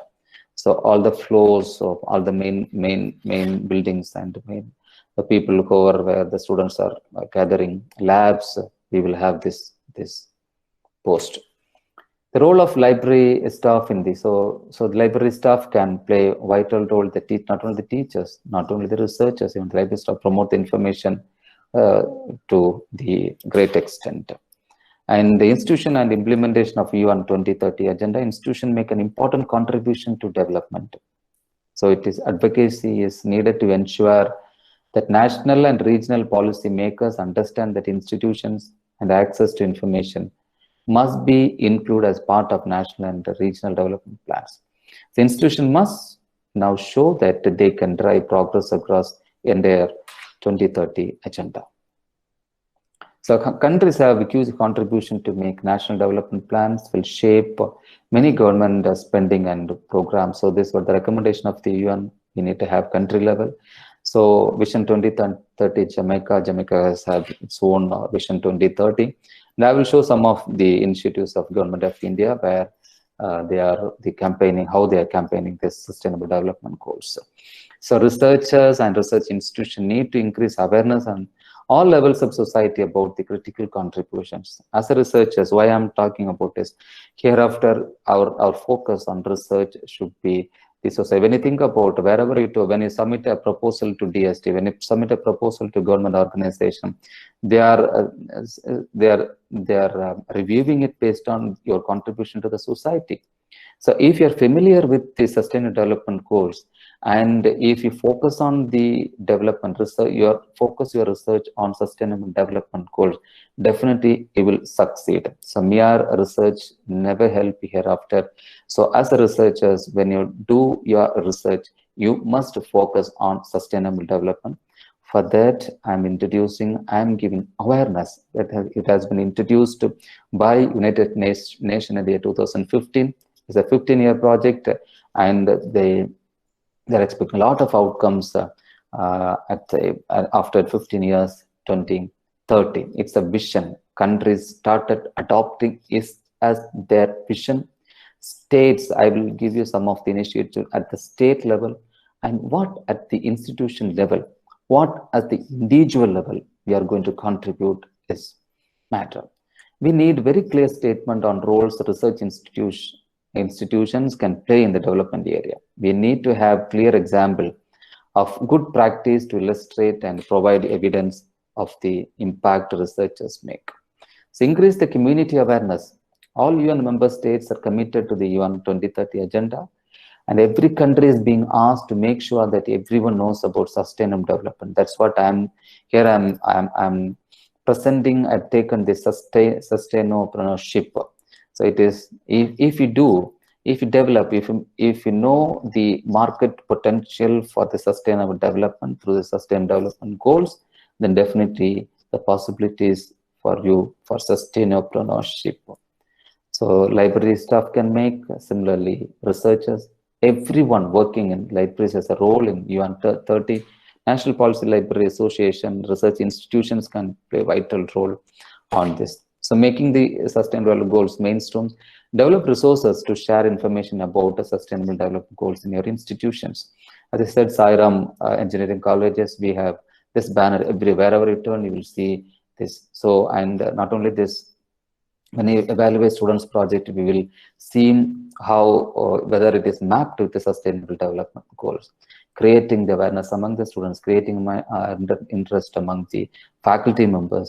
So our research, our project must focus on sustainable development goals that is need of the hour. Learn more about what people in our country want, the world we want. So, and there are many options for communication. You at the institution level, you can have a brochure, leaflets, postcards, posters, newsletters, websites, social media, so letters, email, phones. These are all the various ways where you can disseminate the information on sustainable development goals. We love the Sustainable Development Goals. In September 2015, all the nations of the world adopted the 17 Sustainable Development Goals, a new set of goals to guide the whole world's development for the next 15 years. See, it is the vision of the world, the vision of United Nations, and all the countries have adopted this. And it is only possible if you and me can contribute. It is possible. Otherwise, it is not at all possible. So if you love this sustainable development goals, then you have to learn to speak the language of development. Familiarize yourself with sustainable development goals. Look at the priorities for development in your institutions level. So what the development goals can fit for you. So when we talk about the no poverty, so the first goal is the no poverty. How we are going to solve the technologies, how we are going to do it. So think about it, how we are going to do it. It is very, very important. See, one side, we have the plenty of food being wasted. And if you look at the other side, the other side, a lot of people are starving. So as a technologist, what you can do is you can create an app where you can link this demand and the supply. So this is what I'm not encouraging. I'm not asking you to cook and provide it. So here, one side we are wasting the food, another side people are starving. So think about a solution for connecting these or mapping these two things. So for every sustainable development goal, we can give technological solution. That is the need of the hour. That is going to, if you think your research in this way, definitely you will be succeeding in your research. When you apply this research for any funding agency based on the social relevance, they will grant your, so automatically, so it's a win-win process. You are winning and you are contributing to the world. Build cross-sector alliance with the development organization to solve problems, then actively engage with the policymakers to get the institution incorporated to national development plans. So raise awareness, build capacity, focusing on implementing this agenda at the institution level, national level, regional level. So develop materials and events if possible, organize and attend workshop to assist institution level institutions, develop the skills, bring together organization, key institution, the region to form alliances or partnership to pursue the sustainable development goal advocacy. Organize and attend workshops. So today you are attending, and I'm presenting, I'm disseminating, I'm giving information, sharing my knowledge on sustainable development goals. And after knowing that, go to the internet and surf more details about it. You'll get a lot of insight, lot of statistics, lot of research with respect to sustainable development goals you'll be getting. So, and explore the sustainable development goals and think about the potential of the sustainable development goals. So, so among the 17, let us discuss the goal 9. It is talking about industry, innovation, and infrastructure. This particular goal aims to increase investment in infrastructure worldwide, from transportation to irrigation to energy, IT, and communication technology. So here, whatever, even if you want to, the people are selling some products, they are depending on the infrastructure. So if the infrastructure is not there, we cannot do it. These developments will play a crucial role in empowering communities and encouraging sustainable development. Technological progress is integral to the success of achieving key environmental objectives like increased resource and energy efficiency. So without technology, innovation, industrialization will not happen. And without industrialization, development will not happen. Investment in high-tech products that increase efficiency in management. Friends, my grandfather studied India is a developing country. My father studied India as a developing country. I have studied India as a developing country. And probably my son is also studying India as a developing country.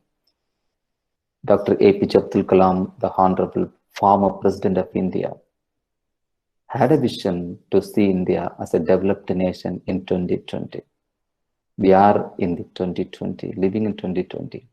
Can you proclaim in the global arena that India is a developed nation? How it is possible? Dear friends, without technology and innovation, industrialization will not happen. Without industrialization, development will not happen. We need innovation for agriculture.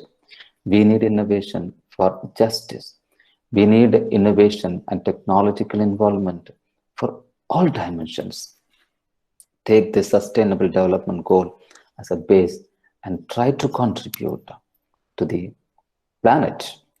The importance of industry, innovation and infrastructure. 16% of global population does not have access to mobile broadband networks, the statistics says. Industrialization has a job multiplication effort with ripples through society. An example, every manufacturing job creates 2.2 additional jobs in other sectors. Basic infrastructure like roads, IT communication technology, sanitization, electrical power, and clean water are still not available in many developing countries. Do you have a solution for that?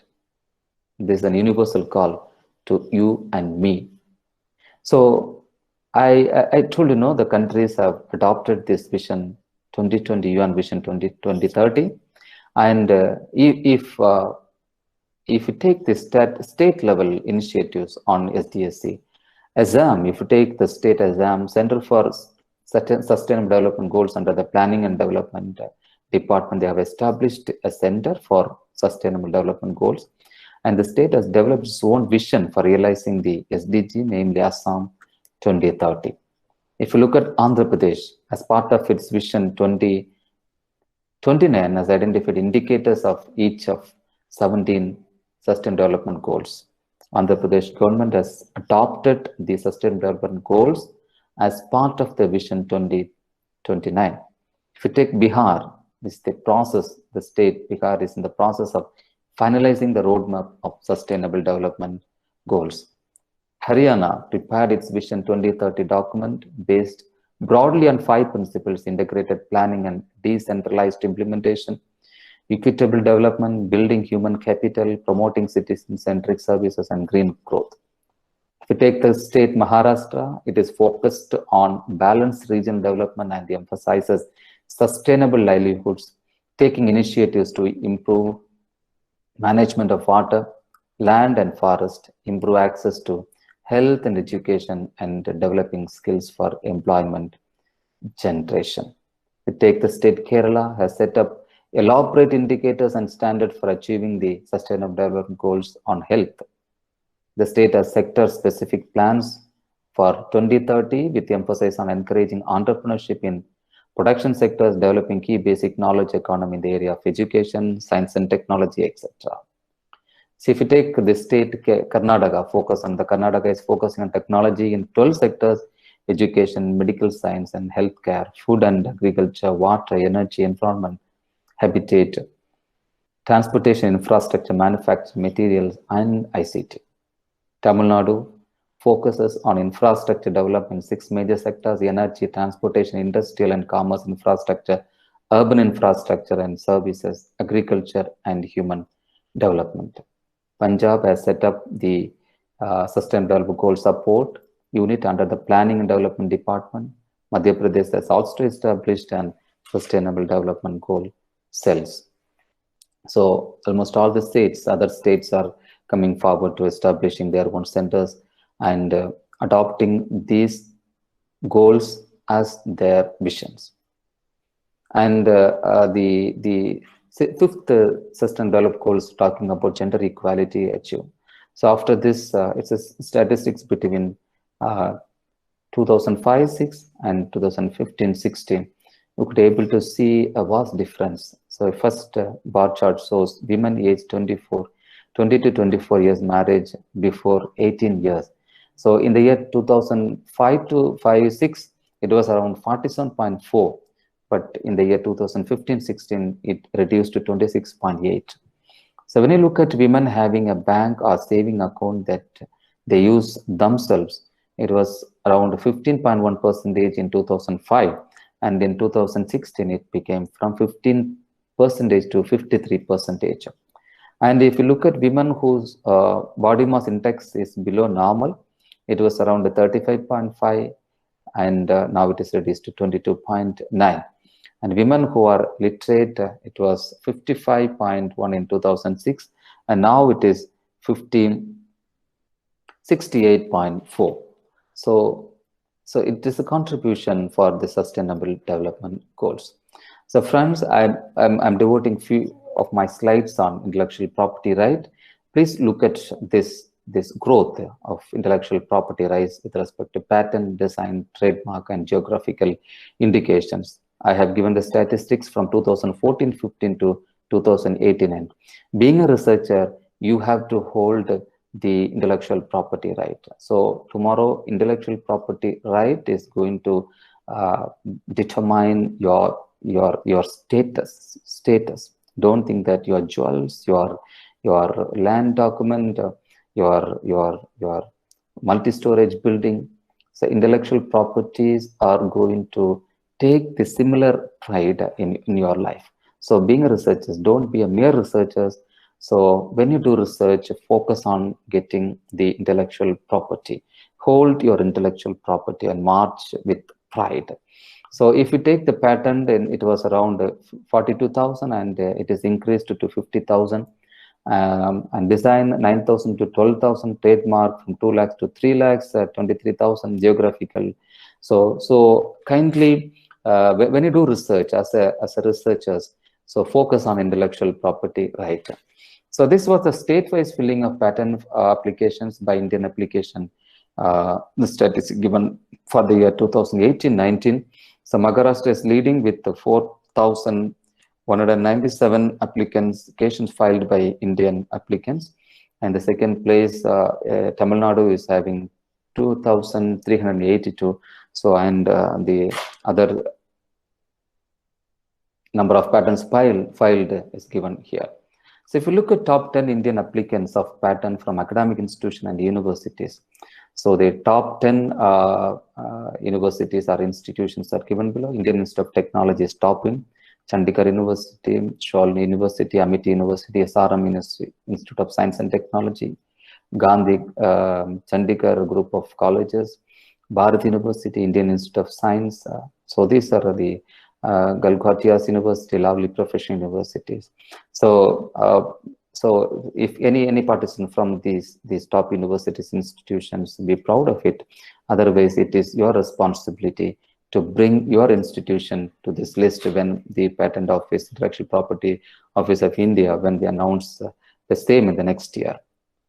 So you might have heard about the AICTE Vishwakarma Awards. Recently, they have closed this, and institutions have submitted. So objective is to recognize and honor innovative work of the students displaying exceptional skills in different technical streams. So they're asked to develop some app or some IT-based solutions. They have given this trust areas on emerging technology like artificial intelligence, data sciences, Internet of Things, quantum computing, blockchain technology, cyber security, robotics and process automation, 3D printing and design, augmented reality and virtual reality. Friends, my question is this question in front of you. Do you have any solution for this? So when you club these sustainable development goals along with this, then definitely if you try to provide a solution for sustainable development goals, then that is need of the hour. mainly focusing on reskilling or upskilling for ensure livelihood key areas. So skill mapping for promoting indigenous traditional skills and crafts, increasing the efficacy and the efficiency of skill development missions. So 2 years back, I've been Bhutan, and I've seen most of the people are involved in the traditional things and painting, horticultures. They are giving most important for that. But nowadays, if you look at our traditional things, it's all decaying. So what best we can do through this technology for ensure the livelihood of the government of India has taken a lot of initiatives. Say, for example, one of the most important royal scheme of the government of India is Deen Dayal Upadhyaya Gramin Kausalya Yojana, where it's a DDUGKY, where the government has identified various project implementing agents and the state-wise livelihood missions. There they have instituted various state-level livelihood missions. They are promoting this livelihood of the people, especially the youth living in villages. Most of the people are living in villages in India. So it is the responsibility, government responsibility, the responsibility of the government to increase the livelihood of the people, those who are living in villages. So they have the upskilling skill development program and the national qualified skill framework, NSQ of National Skill Qualified Framework. These are all some of the initiatives of Government of India. And promote micro, small and medium enterprises to achieve the mission of the people, innovative technology application for better value realization, innovation, traditional food and global markets. So recently one of the IIT has developed the vegetable egg. Okay, so that's been considered as one of the sustainable development fulfillment of the sustainable development goals. And it is promoting this Vishwakarma Award is promoting value-added agriculture process, products and handicrafts, where link products and the traditional and the rural artistic to the global buyers, making agriculture, because most of the farmers are struggling because finding the right market. Okay, local market always will not help. We have to the technology. We must provide technology a solution for them for the global markets. And making agriculture attractive for rural youth by the way of making use of technologies. If you use technology for your agriculture, then people will be attracted, youth will be attracted for the agriculture. And utilization of value addition in farm-based or byproducts into waste-added products for urban markets. And agro-produce based value-added projects for promoting rural entrepreneurship. So it is encouraging mental health and psychological support. If you have any app, you can go for, and gender responsive mechanism to combat domestic violence including women's safety and security. So the people are struggling. A lot of cases are filed in India against the women, domestic violence against women and the things. Do you have any mechanism? Do you have any solution for that to protect our own sister, our own women? So barriers in accessing adequate healthcare services, making online medical consultation, and during this pandemic period, people have suffered. So the statistics says more people have died. The COVID have killed many people, but even the common diseases have killed the patients, many people, because of the unavailability of the doctors. Doctors were afraid to meet the patients. So do you have any solution to resolve this issue, making online medical consultation and telemedicine happens for the benefit of the masses? Accessible health care for all. Do you have any solution for providing nutrition to the public? So these are all some open business where you can see the viability of doing it, and bringing our innovative ideas to make it as a business, so that you be called as an sustainopreneurship. That is the headline of our topic. So working condition ensuring occupational health and safety issues, a lot of things, COVID-19 free mode of public transport, COVID-19 free event management. These are encouraged during this award. And any other support, infrastructure connecting urban and rural masses, green entrepreneurship, health informatics, popularizing the new normal. So now the people from various institutions attending this program and watching this program. So it is kindly look at this slide and what strategy from the institution level. It is the recommendation of the government. Encourage students to take up entrepreneurship as a preferred career choice and provide exposure and leadership opportunities for students to participate in innovation and entrepreneurship related activities.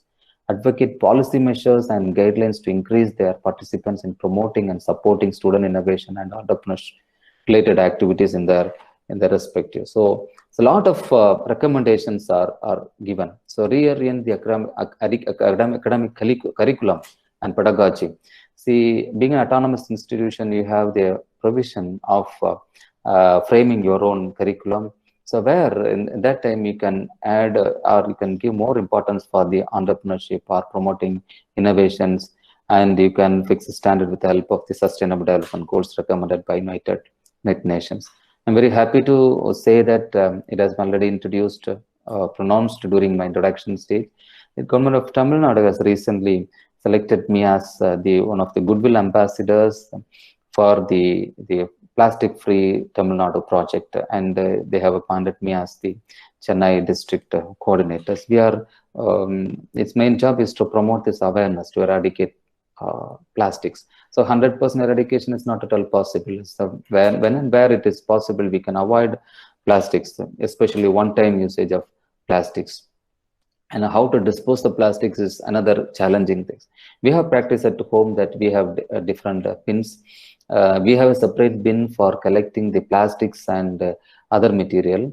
So instead of, we always recommend that simply throwing the plastics outside, what you can do is you can send it to the proper place. Proper place is nothing but people are there to buy it, where you can segregate it and buy it. So you can earn something. I always tell in my class, my students, that you keep a basket at your home where you can put all your plastic waste, and after 6 months you buy and make some money and use this money for a small, even it helps you to buy a small lipstick. It will help you to buy a small tumbler like this, okay, on your own money.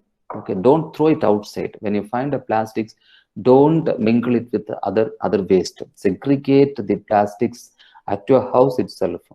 And do you have any solution for technological solutions for this? Is what our contribution for the Sustainable Development Goals.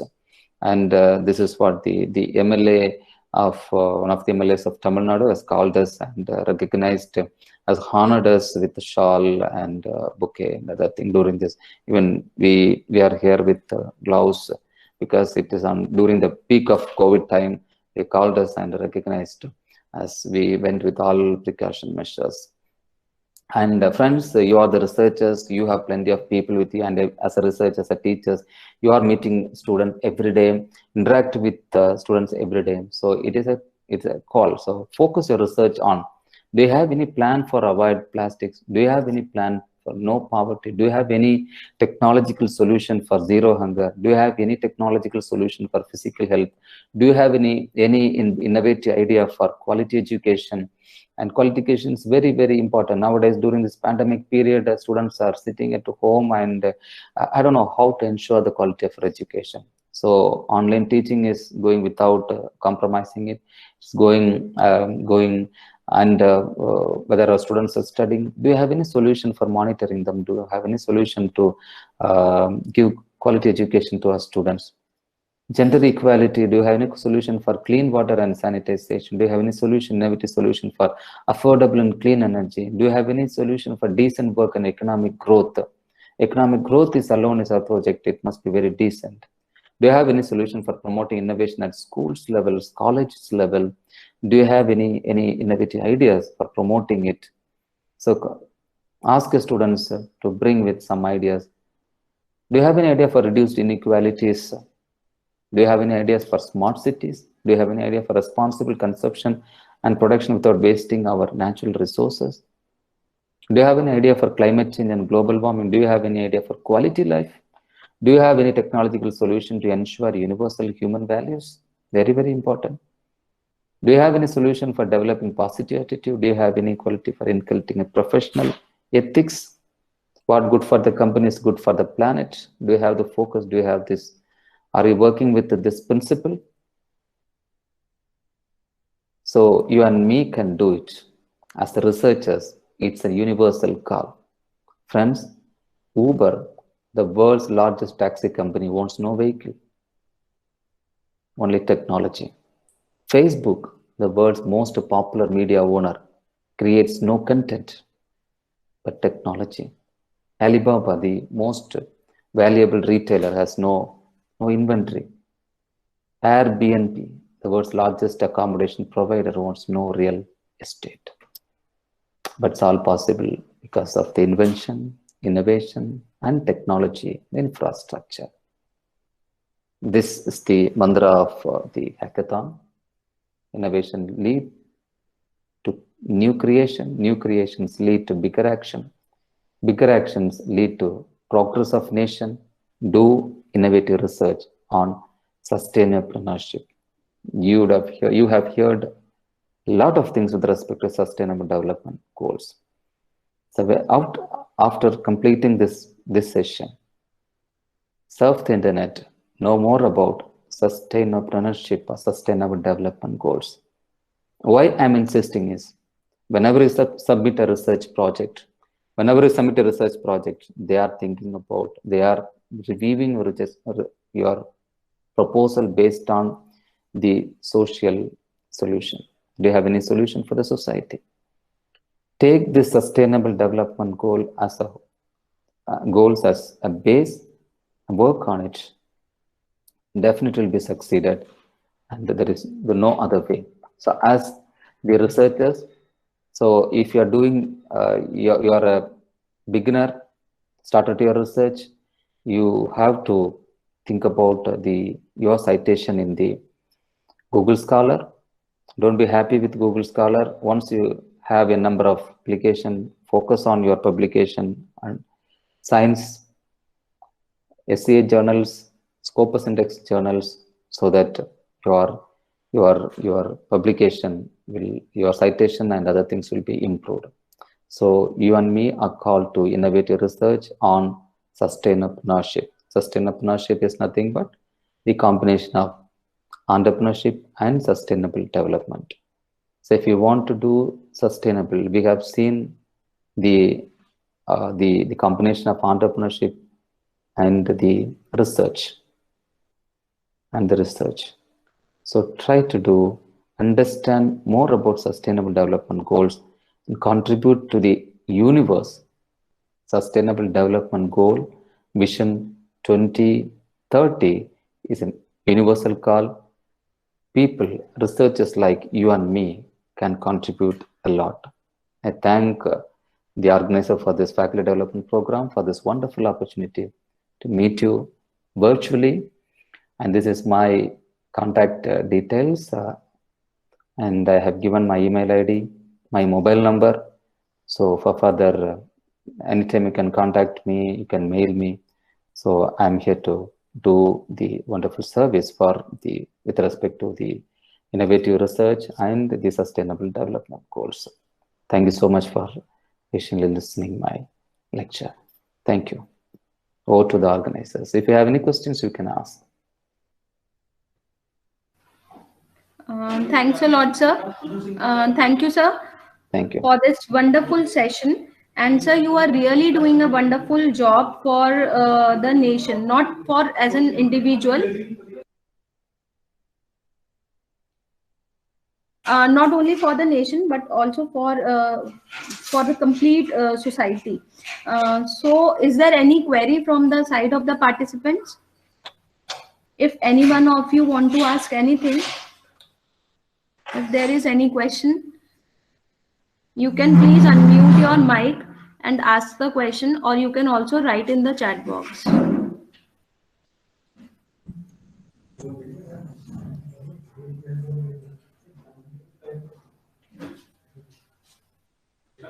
Sir, you have very well explained the topic, and you have taken it from the root step, that the difference between the discovery and the invention. From the very beginning, you have taken this session, and then you have go to the industry 4.0, and you have explained the difference between the research and the entrepreneurship, and the various sustainable development goals.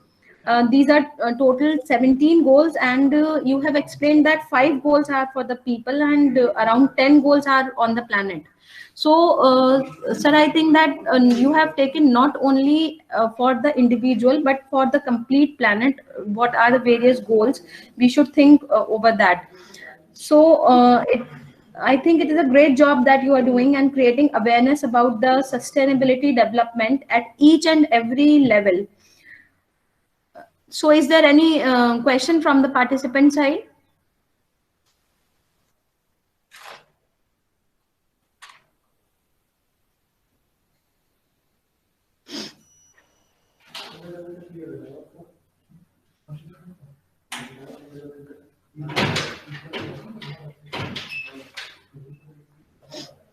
So we are waiting for the questions, if any question is there, or we may conclude the session.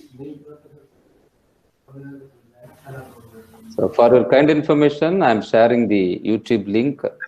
So anytime you can see this, and a lot of other videos are there in my YouTube channel with respect to sustainable development goals, to discover your innovative skills, a lot of and other educational digital technology tools are there.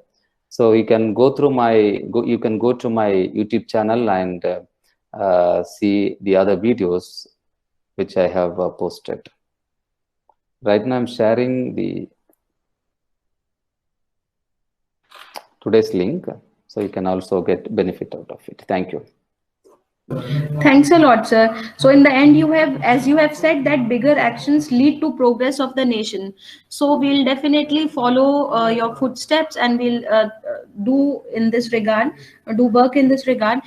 So sir, thank you on behalf of the complete MIT family. I thank you for this wonderful session and for sparing your time, precious time with us. Thanks a lot, ma'am. Special thanks to HOD ECE, who is the contact person, always having good rapport with me, and the principal and the beloved director. I think convey my regards to you, the director, sir. Too. Thank you so much.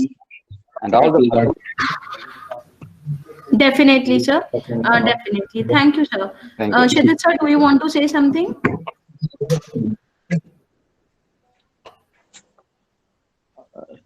Hello, good evening, everyone. I'm Dr. Rohit, Director of the Institute. Yes, sir. Yes, sir, you are audible. Hello. Yes, hello, sir. Sir, you are audible. Thank you. Thank you. Thank you, madam. Thank you, Dr. Rene Saab. Thank you. How are you, sir? It was a nice. I'm good. I'm good. And it is second time when I'm listening to you. Yeah. I'm eagerly waiting to meet you. Right. We joined the session, and in between we were checking out. But there is some meeting actually going on, so that's why we have to leave in between. Okay. But it was very useful, sir. You have really taken all the necessary steps to follow the research methodology to do good research with live examples and all. Yes. So I was watching your videos and audios as well. So thank you so much for being here and for your valuable information. I think all will be benefited. Thank you so much. Have a good time, sir. Thank you. Thanks a lot, sir. One thing I want to say, that the feedback link is for today's session is shared in the chat box. So I request the participants to please fill this feedback form for today's.